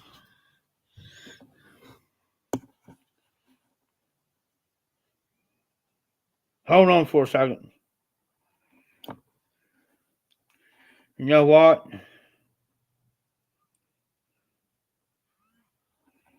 I put my phone on silent. A friend of mine had that notification. She's bless her. I don't like I said, I don't like talking over dad. You guys heard me say this before. But I always call her, I call her Smurfette of the Smurfs, and the name stuck. So everybody calls her Smurfette. Because she only stood like 4'12". Bless her heart. Anyways, she had that. She says, let me out, I'm stuck in your pocket. Now I asked her where she got us. Well, I got off Sedge. So I went on there and got it. And now I keep it on my phone now like that because of her. Every time I hear it, I think of her. Every time. Everybody gets a kick out of that one. Everybody gets kicked. You go on Sedge. Here, I'll put it down here.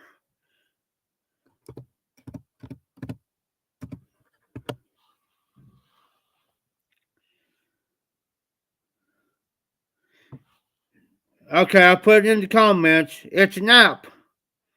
You go on there, download it. You're gonna get a whole bunch of free ringtones you want. Type in. I've got Ozzy Osbourne. That one. I got George Jones. I've got Conway Twitty. ACDC. Uh-oh. Are they?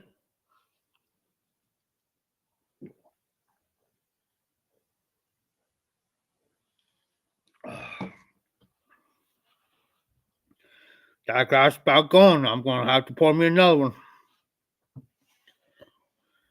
Yeah, I can float like a butterfly and sting like a bee. I'll probably go out here and see where the moon's out here and I'll start barking at it.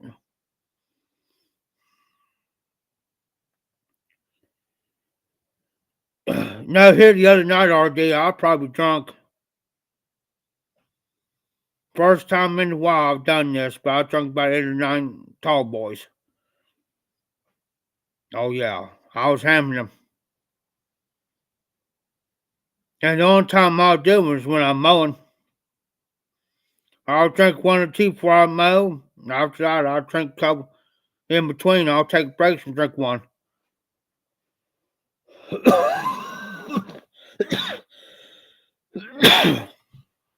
Excuse me. I got these earbuds. They're like Bluetooth earphones. But they stick inside your ear. I'll stick those in. I'll drink 1 or 2 tall boys. And I'll start playing my music. I'll start playing George Jones and them. And I'll sit there and mow. Start feeling pretty good and mow at the same time. Excuse me. I have to, or I can't mow. Can't do it.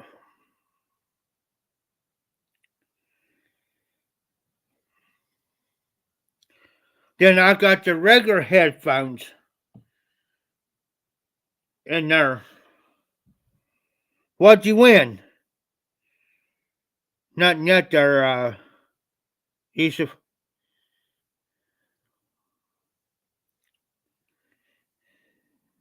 That's right.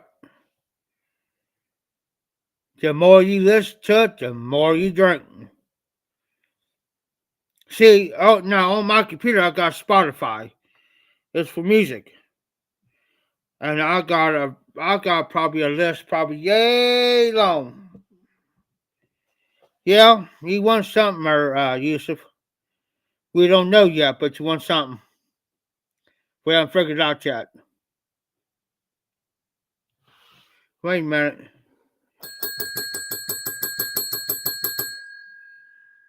Winner, winner.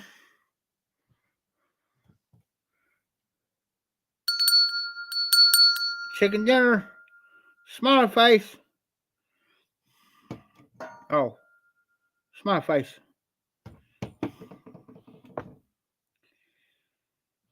Now, his big bell's down there. I call it cowbell. I can't reach it from here. But you want something, Mary Yusuf?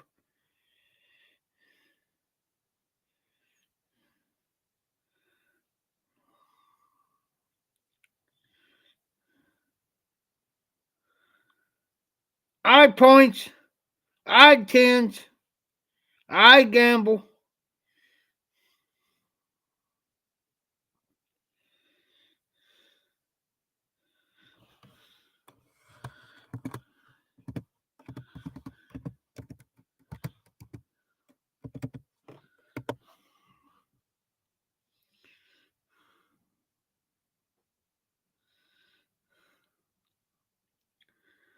That's right, RD.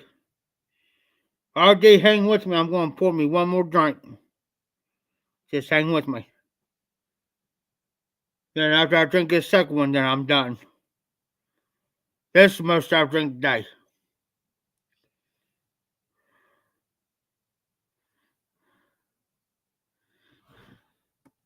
Yes, sir.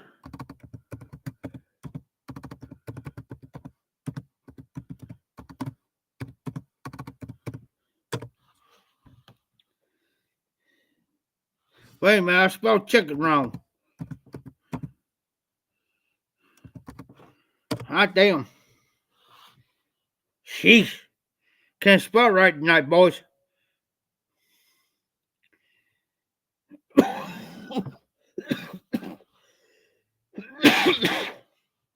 No, I'm not coming down with the cold or nothing, guys.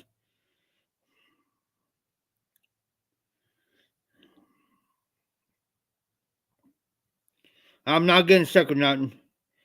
Chicken. I love chicken and chicken livers. You know, I go on Tuesdays here in town. It's called Save a Lot. It's a store. And on Tuesdays, you can go there and get chicken livers or chicken gizzards. And I love chicken livers. I can eat it by the thing full. I used to get two large ones. Eat them all day. Now Tina don't. Now my other half, Tina, she don't like them, but I do. And I use this, guys.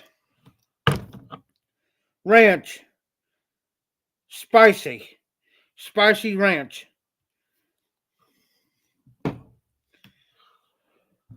Chinese, I love Chinese food, Mexican food.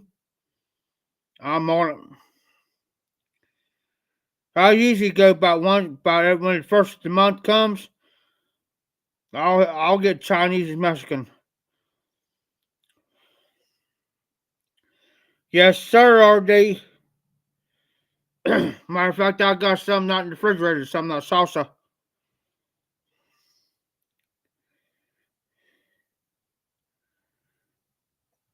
Yes, sir. Yes, Yusuf.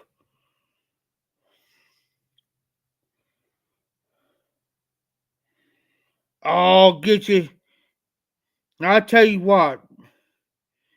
I know KFC does chicken livers,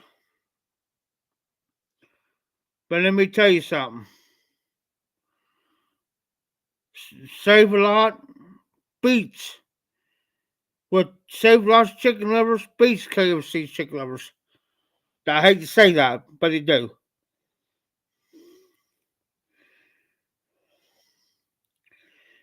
I have to, are they?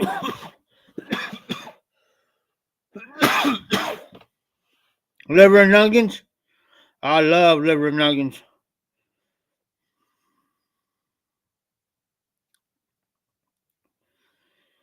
Have you ever had? Okay, let me ask you guys this. Have you guys ever had head cheese?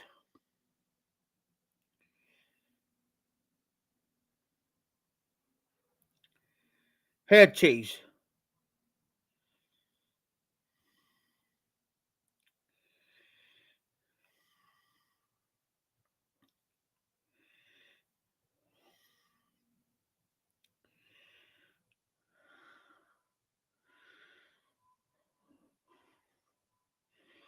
When you do RD, then I'll tell you what it's from.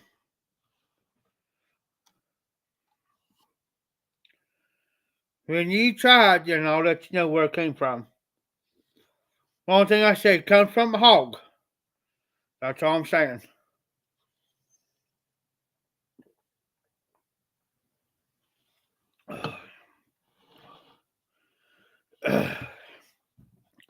Hold on a minute. I'm going to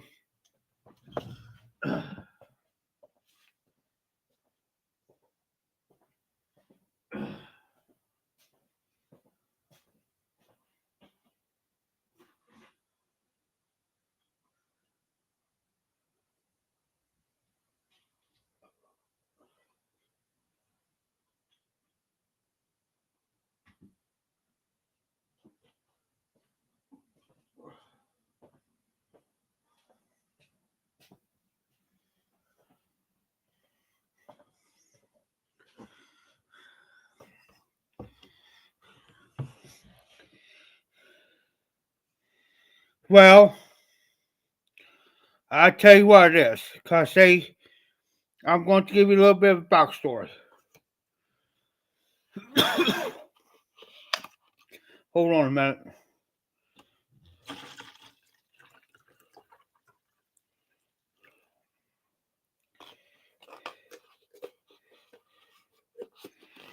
Okay, my dad does a big plant where I'm from, originally from Greenfield, called Collins Packing. They There's a slaughterhouse where they do hogs and cattle. Where that's where you get your like your pork chops and your whatever. Well, I follow in the footsteps of my dad and my uncle and all of them. Well, I took 2 years of meat processing. Had to kill floor, well, just everything. I did all that.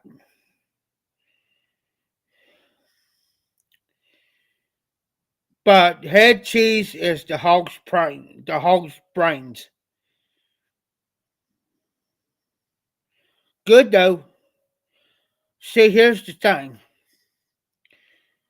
They use everything on the hog. Everything.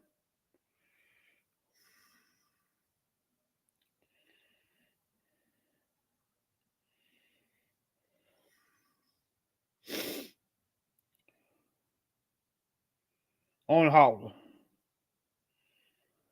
My buddy of mine asked me one day to bring my side side out to move a hog. Okay? He wanted to, you know, he's never done it before. So I had to go out there and I said, have you ever done a deer before? Take sections off like for, you know, the meat and stuff, right? Well, you can buy it in a store. I don't think we did what when I did it when I when I was in the processing room. We just took it out. Um, I never prepared it, so I can't tell you. Um, I'm just being honest with you, Yusuf. Um, Never can't tell you. I don't think I did processed. Everybody had when I was in there. Everybody had a specific job. It's like I could be cutting pork chops out and cutting the fat, so much fat off, or butt roast.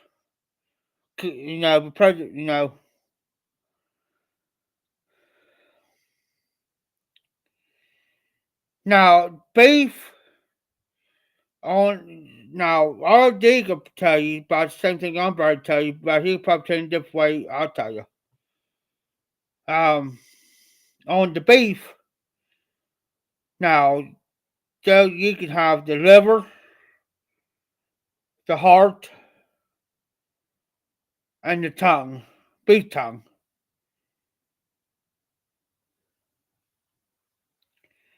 That's be the only thing besides the meat like make your hamburgers and stuff like that. But out of a cow, they'll just use the heart, the liver, and tongue. That's it.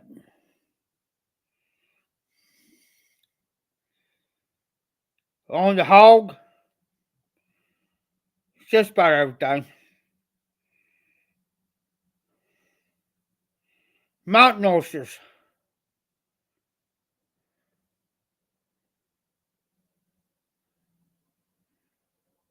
is the hog balls,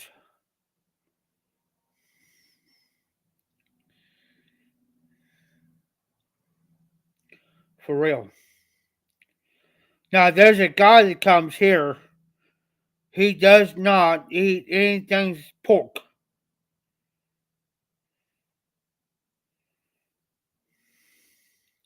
And I've got beef tail. This guy here, he does not eat no pork at all. Even the pepperonis.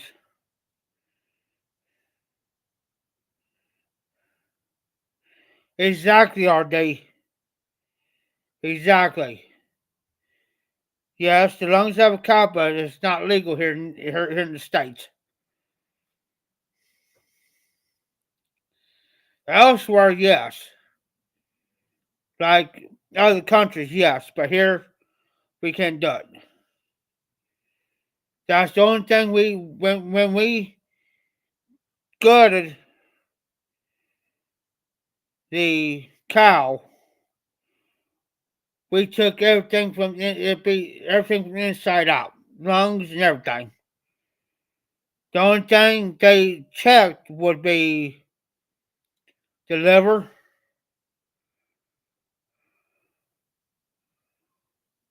because it's legal here to eat. It's legal.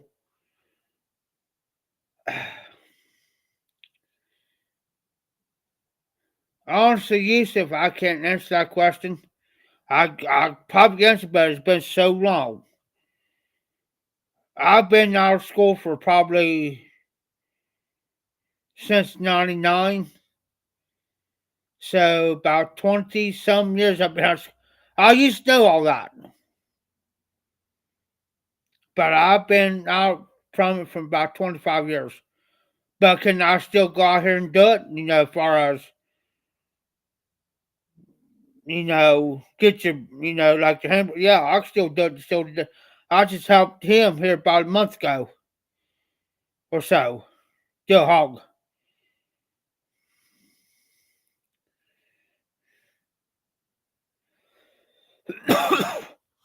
That's excuse me. That's another subject too. Here, what RD? Here, what? Several years back or so, RD or more. They had a major outbreak here within the states of the mad cow disease.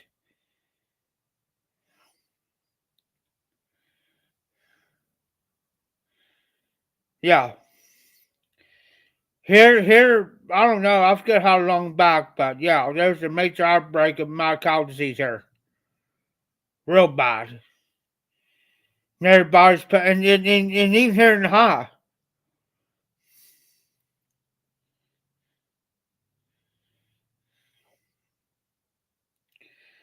it was everywhere here in the United States, everywhere here, including here in the high. Every cow there's a plant down in Cincinnati, and there's a plant. I know there's one down in Cincinnati, and I think there's a plant in Columbus. They had to go through when they brought every cow in, they had to inspect that cow when the outbreak was going to make sure that cow was safe to go through the process because it only took out one, maybe one, only took 1, 2 cows that had the mad cow disease go through there and contaminate every freaking thing that's in there. Everything. Yeah, and then they had to shut down the whole plant and go through and clean. I've been to one down in Cincinnati and it's big. Can you imagine? It would took now imagine this. It would probably took them almost close to a month to clean, sanitize everything, and say what meat was already in there. They had to get rid of all that. That's thousands upon thousands, and probably over millions of dollars worth of meat that they had to throw away because they don't know what was what. It would have took too long for them to sit there and go through each and every piece of meat to check it. Let me give you a little story. My dad was working with Collins Packing. Okay.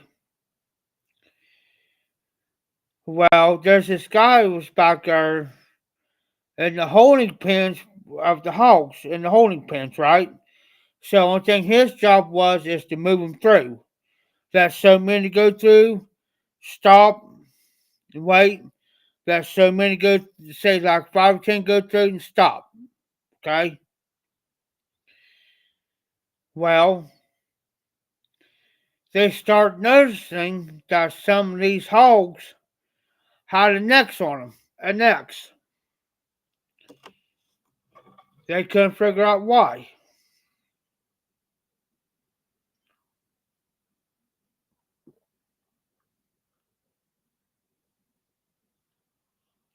Well, until the guy got caught. But there's some of them that have a necks on them. Basically, what this guy was doing, that he was having sex with these hogs.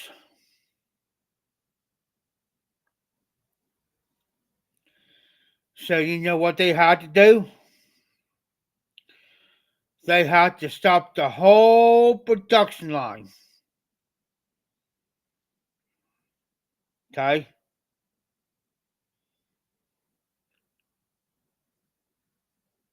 And the ones who was hanging was going through, but they get split to take everything out. They had to take all those off the line.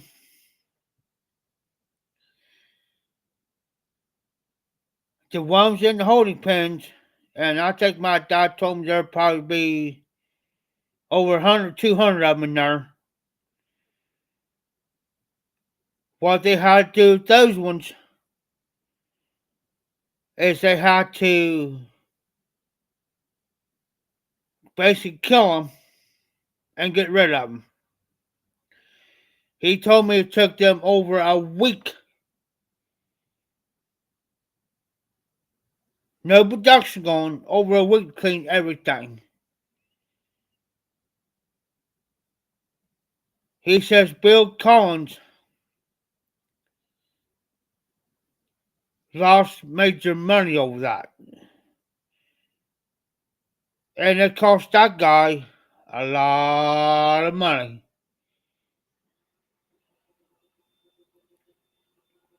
He got fired and they took it and they sued him. Sued him. And I forget how much my dad told me he had to pay because of that. Because he didn't, like I said, there's a lot of them had X's on them, but there's some of them didn't, so they didn't know which one he did and didn't do. They knew which one he did, but the others they didn't know.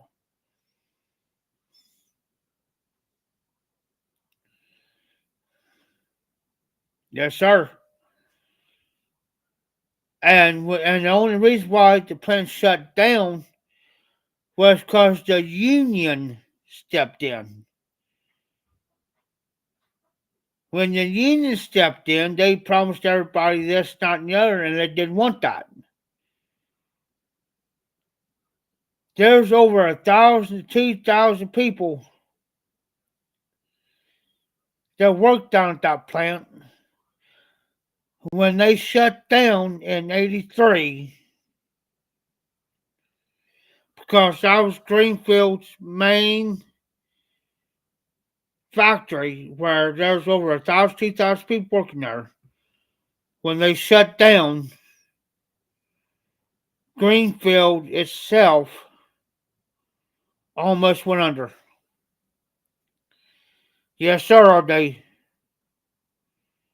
Greenfield almost went under because of that. Greenfield almost became a ghost town. If it wasn't for research, Johnson Controls, which makes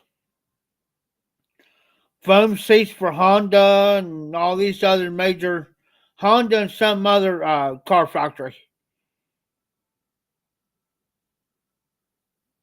They made like the foam seats for them, like car seats. And what research did was, was make the wiring in the seats. That's what research done. If it wasn't for those two factories and Greenfield Printing, like for these magazines, like Times, all these magazines you've seen in the store, like Times and all these other magazines, like Hertz and Holmes magazines, Greenfield Printing did that. If it wasn't for those little, there you go, Yusuf. So if it wasn't for those little factories right there, Greenfield would have went completely under. Completely under.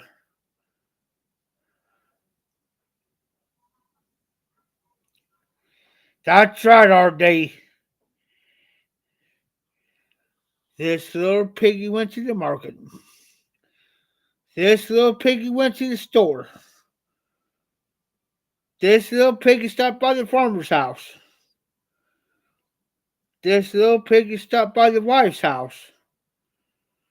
And the little piggy went wee, wee, wee, wee, wee, wee, wee all the way home.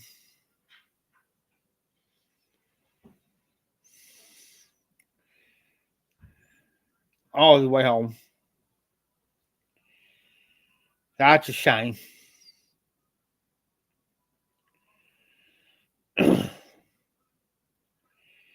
But yeah, that's two major things happened with Collins Packing.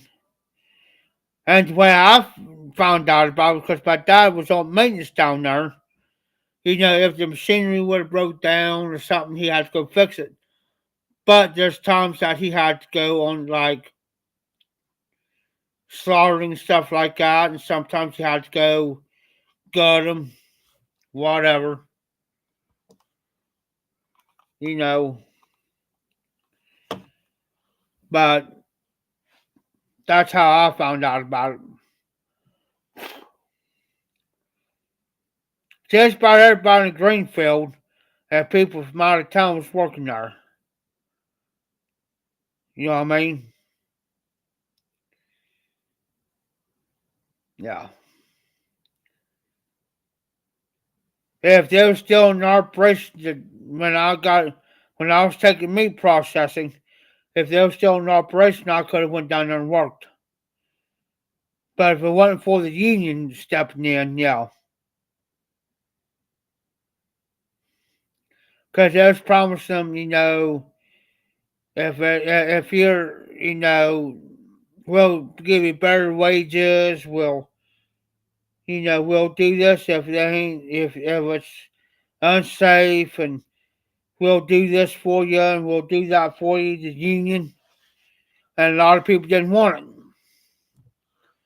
A lot of people didn't want the union in there. Bill Collins and his boy, well, his brother, was all for the union, but a lot of the workers didn't want the union. Because, for the simple fact, you know, they knew in the long run they'd be in the world of hurt in the long run. You know what I mean? It's in some aspects good to have the union. You know, another aspect of it, it's not good to have them. Like the union auto workers.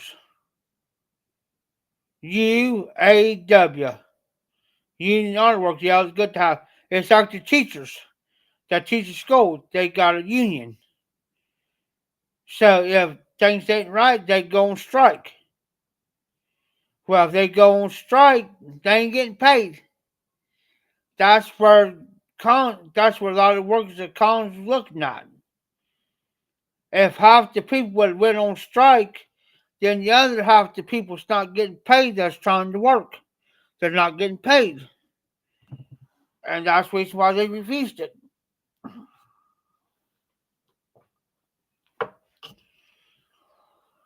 My dad worked there until up till the day. There you go, Yusuf. My dad worked there up till the day they closed the doors. He worked from he worked there like almost 20 years. Up till he started in the 70s and then in 83. I say about well, I say about 15 years.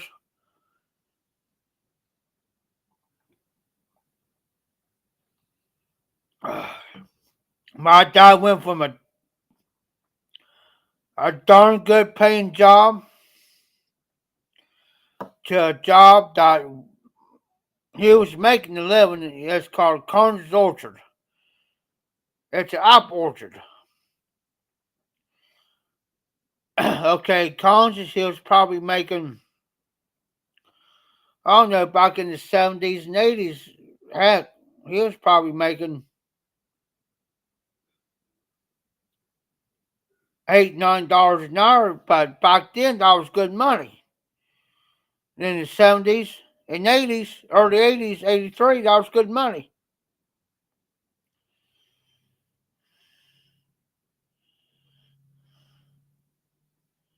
Okay, he went from mine working to about $4 an hour working the colleges.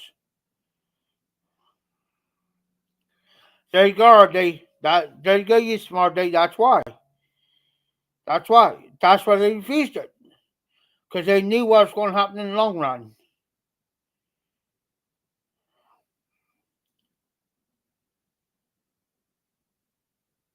Look up, when you guys get a chance, I know Yusuf looked it up.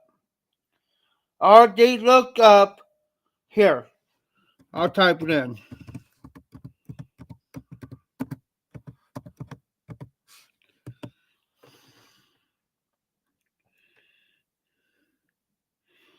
RD, look that up. Greenfield, Ohio.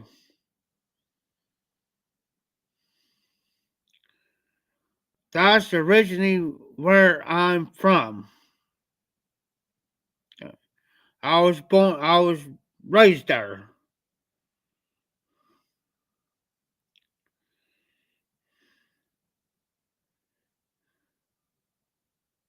Wow. A friend of mine's dad here in Ohio was working for GM. That's what he was making until the union stepped in, and then he went from that there on down.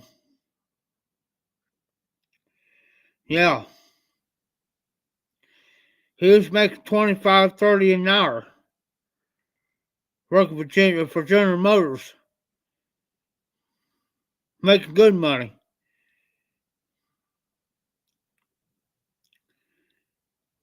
And our day, since you mentioned Mexico, our day next door where I'm pointing this way is right back here, kind of corner from me where I'm pointing this way.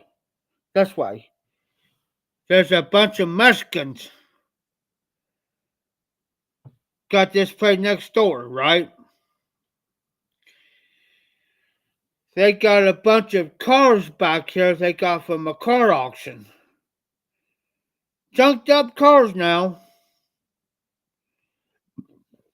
And you know what they're doing with them cars? They'll bring them in here, fix them up, and they're shipping them down to Mexico. Of course, that's what they're saying. They will ship out. I watched them one night over here. I counted the cars. I got my side by side when my side by side's over here on outside on this side of the building. So I drove over here one day.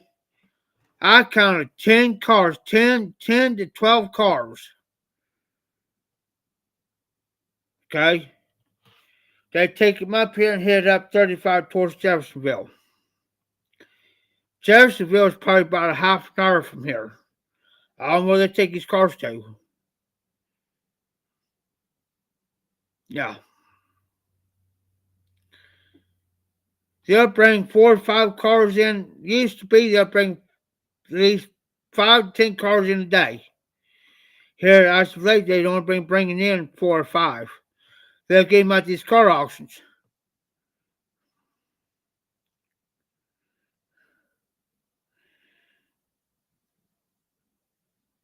Yeah, you're right, RD. Well, see, that's why I like you, RD, because, see, you're closer to Mexico than I am. So you probably know more what's going on than what we are up here. You know what I'm saying? So that's why I like to learn and get more information from you because you're close to them guys.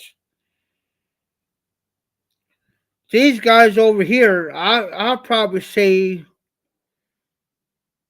on average about every day or every other day.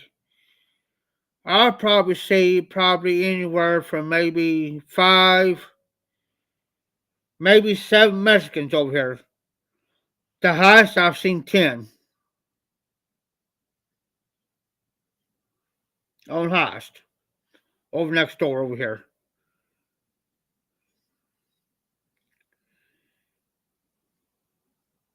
And he not only dealing with those cars, but he's in this owner's in the pallets. Like skids, pallets. He's doing it over here. He's over next door used to be what's called color lumber. You probably heard of color lumber. It'd be like a Home Depot, but they do with skids. Color lumber. Well, color lumber used to be like Home Depot. Where you go get you like your 2x4s, plywood. That's what this place used to be next door. I'm going to have to take a video of it one day when they're not around over here and show you what I'm talking about. Well, then they sold out and moved out here on 22. Exactly. RD, the owner of this place come over one day over here. And I was sitting outside, just happened to pull my side by side around. Have my side by side sitting up front this way. Well, you guys seen the front before. But I was sitting there, just got my side by side sitting there. Well, this guy that owns the place came over and he says, got to talk. He's Mexican. He got to talk to me. He says, "Hey, yeah." He says, "Are you the owner of this place?" I said what? It took me a minute to understand why. I mean, he can speak English, but you have to listen awful close. I said, "Run that by me again." He says, "Are you the owner of this place?" I said, "No, I'm not." But I said, "I know who owns it." I said, "Why? What's up?" He says, "Do you think that he'll sell the place?" Sell it. I said, "I got commissioned off Nardi. Sell it." I looked at him and said, "Are you serious?" He said, "I'm serious about it." I said, "I don't know." But I said, "I'll tell you what." I said, "Here's the deal. I didn't give him the guy that owns this, didn't give him his name. I didn't give Tim's name or nothing. So I'll tell you what. Catch me out here in the next couple of days and I said, I'll give you an answer." All right. This is a pretty good sized property here.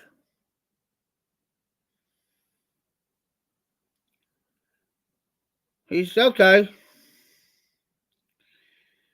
Well, that evening I didn't see Tim at all around here. He didn't come around.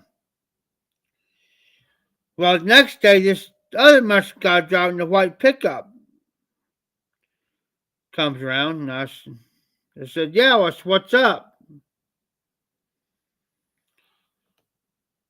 Talk about this guy next door, this way. There's a house here, big property. I'll mow this property next door. I take care of this guy's yard next door. It takes me about an hour. Matter of fact, guys, I'll show you.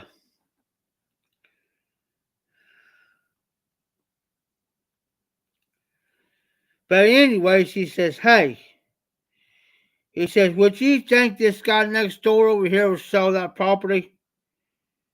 He said, "I'm gonna go over and talk to him." I said, "I'm telling you right now, dude, he's not home." Which I was lying. I was just covering his hind end. I was lying. I was trying to take up for him. I said, "Oh, he ain't home." "Oh, he's not." "No." I said, "His car's not there." Right? Well, I asked myself, "Why, what's up?" He says, "Well, I want to find out to buy that property." Well, I pipped up and said, "Well, much I hate to tell you, you ain't gonna get it."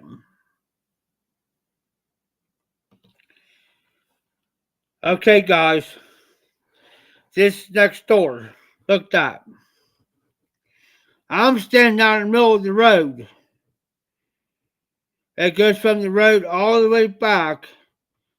These trees right here, there's a fence there. Now there's a bunch of cars back there, but this is how big this guy's property is, and it goes over this way. I'm just showing part of this guy's yard. That's just part of his yard, guys, that I mow. Okay?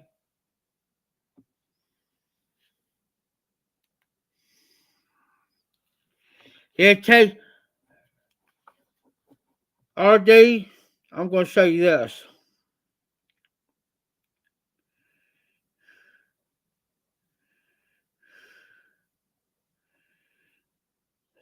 It won't take me long to find it.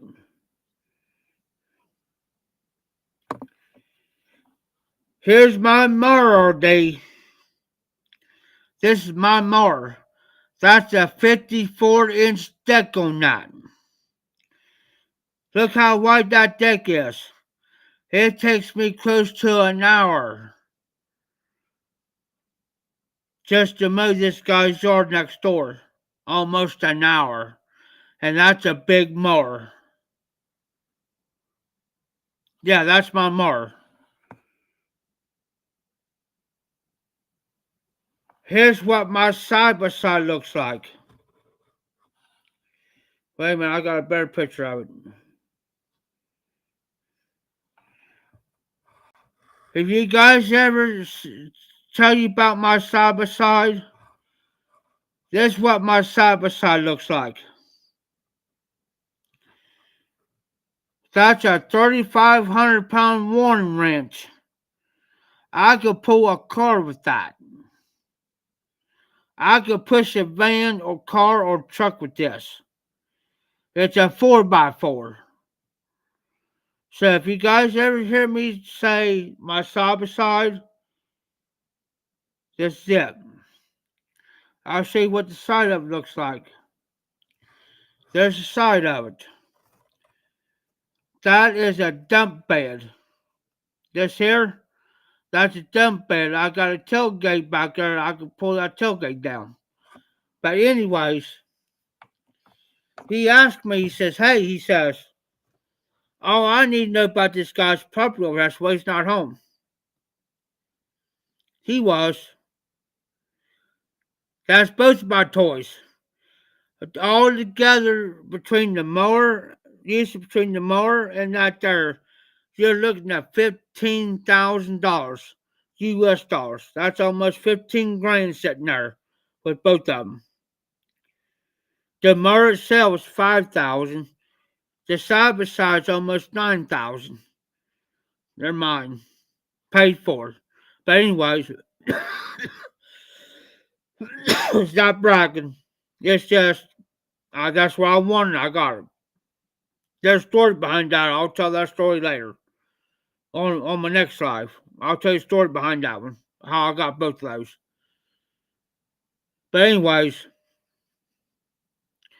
he said, "Well, can you find out some information for me?" I said, "Yeah. I can find out some information for you like that." I'm taking you blank, blank, blank, blank, blank, blank, blank, blank, and blank. I was mad.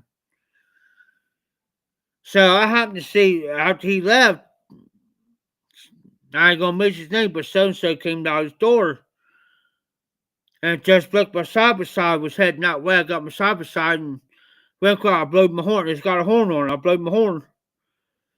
I said, "Hey," I said, "I'm gonna put a bug in your ear." He says, "What's going on?" I said, "These guys over here's got this place over here on the side of Tim over here. They wanted to buy this place." He says, "Oh, really?" I said, "Yeah."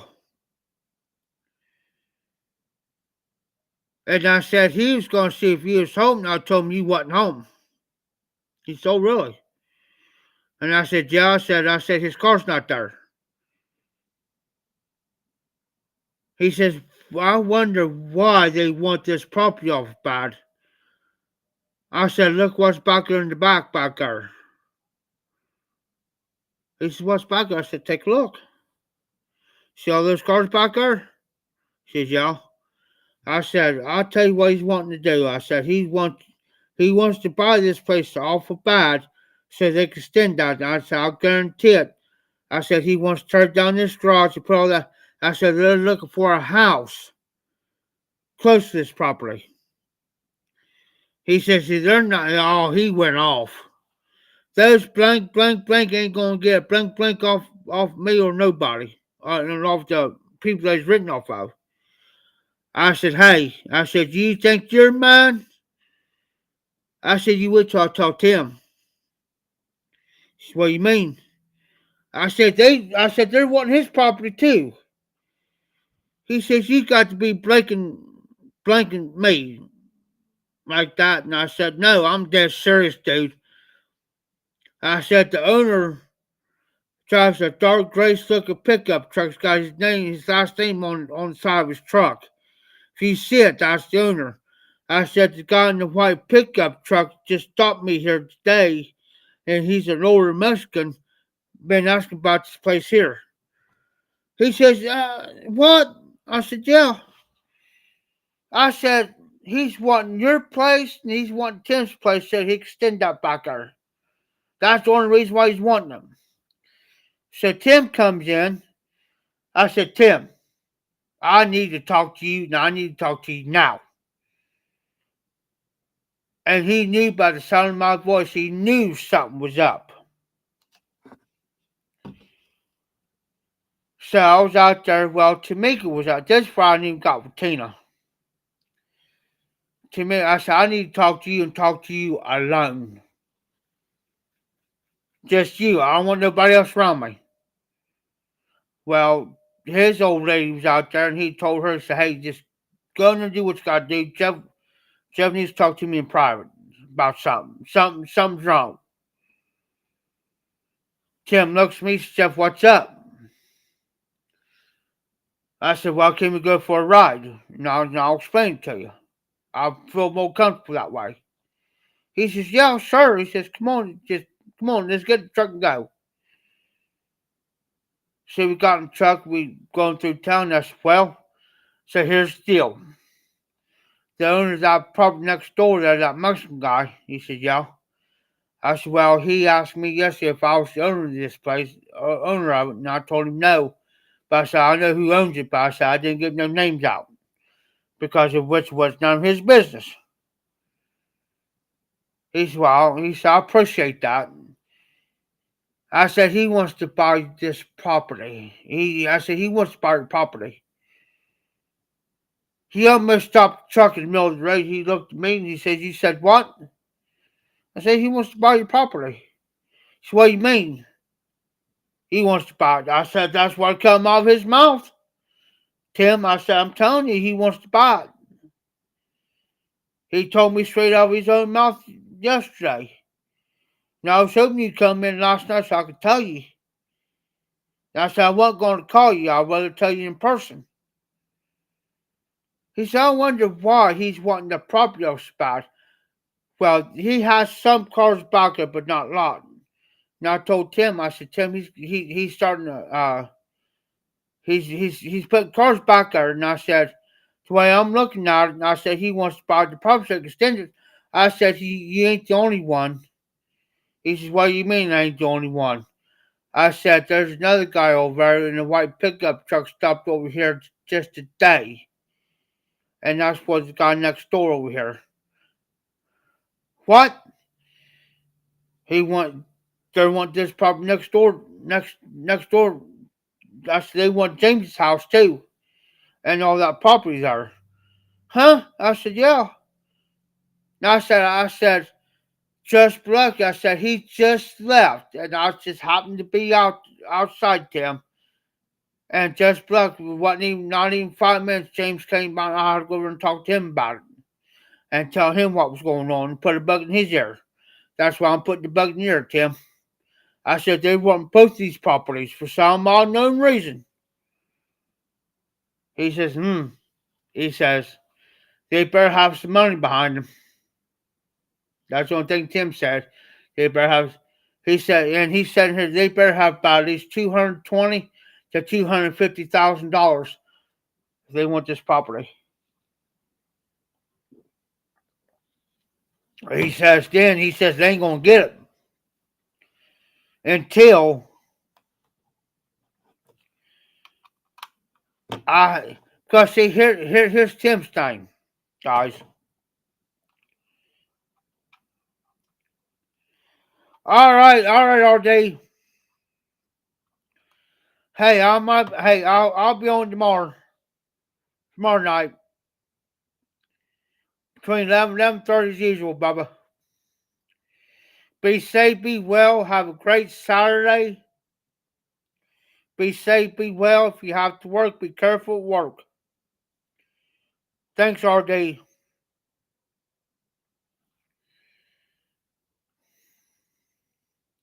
Thanks for all you do. But yeah, Yusuf. All right, I'll be on tomorrow night. I promise you. So I ain't gonna do too daggone much tomorrow. Maybe about a half hour with the mowing. I think I'll do. Then I'm gonna kick it, drink a few. But yeah, Yusuf.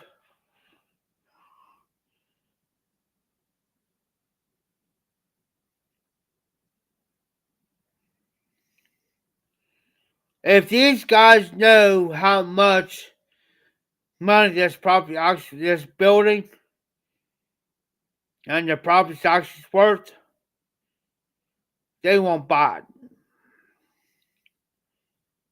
We're talking $750,000.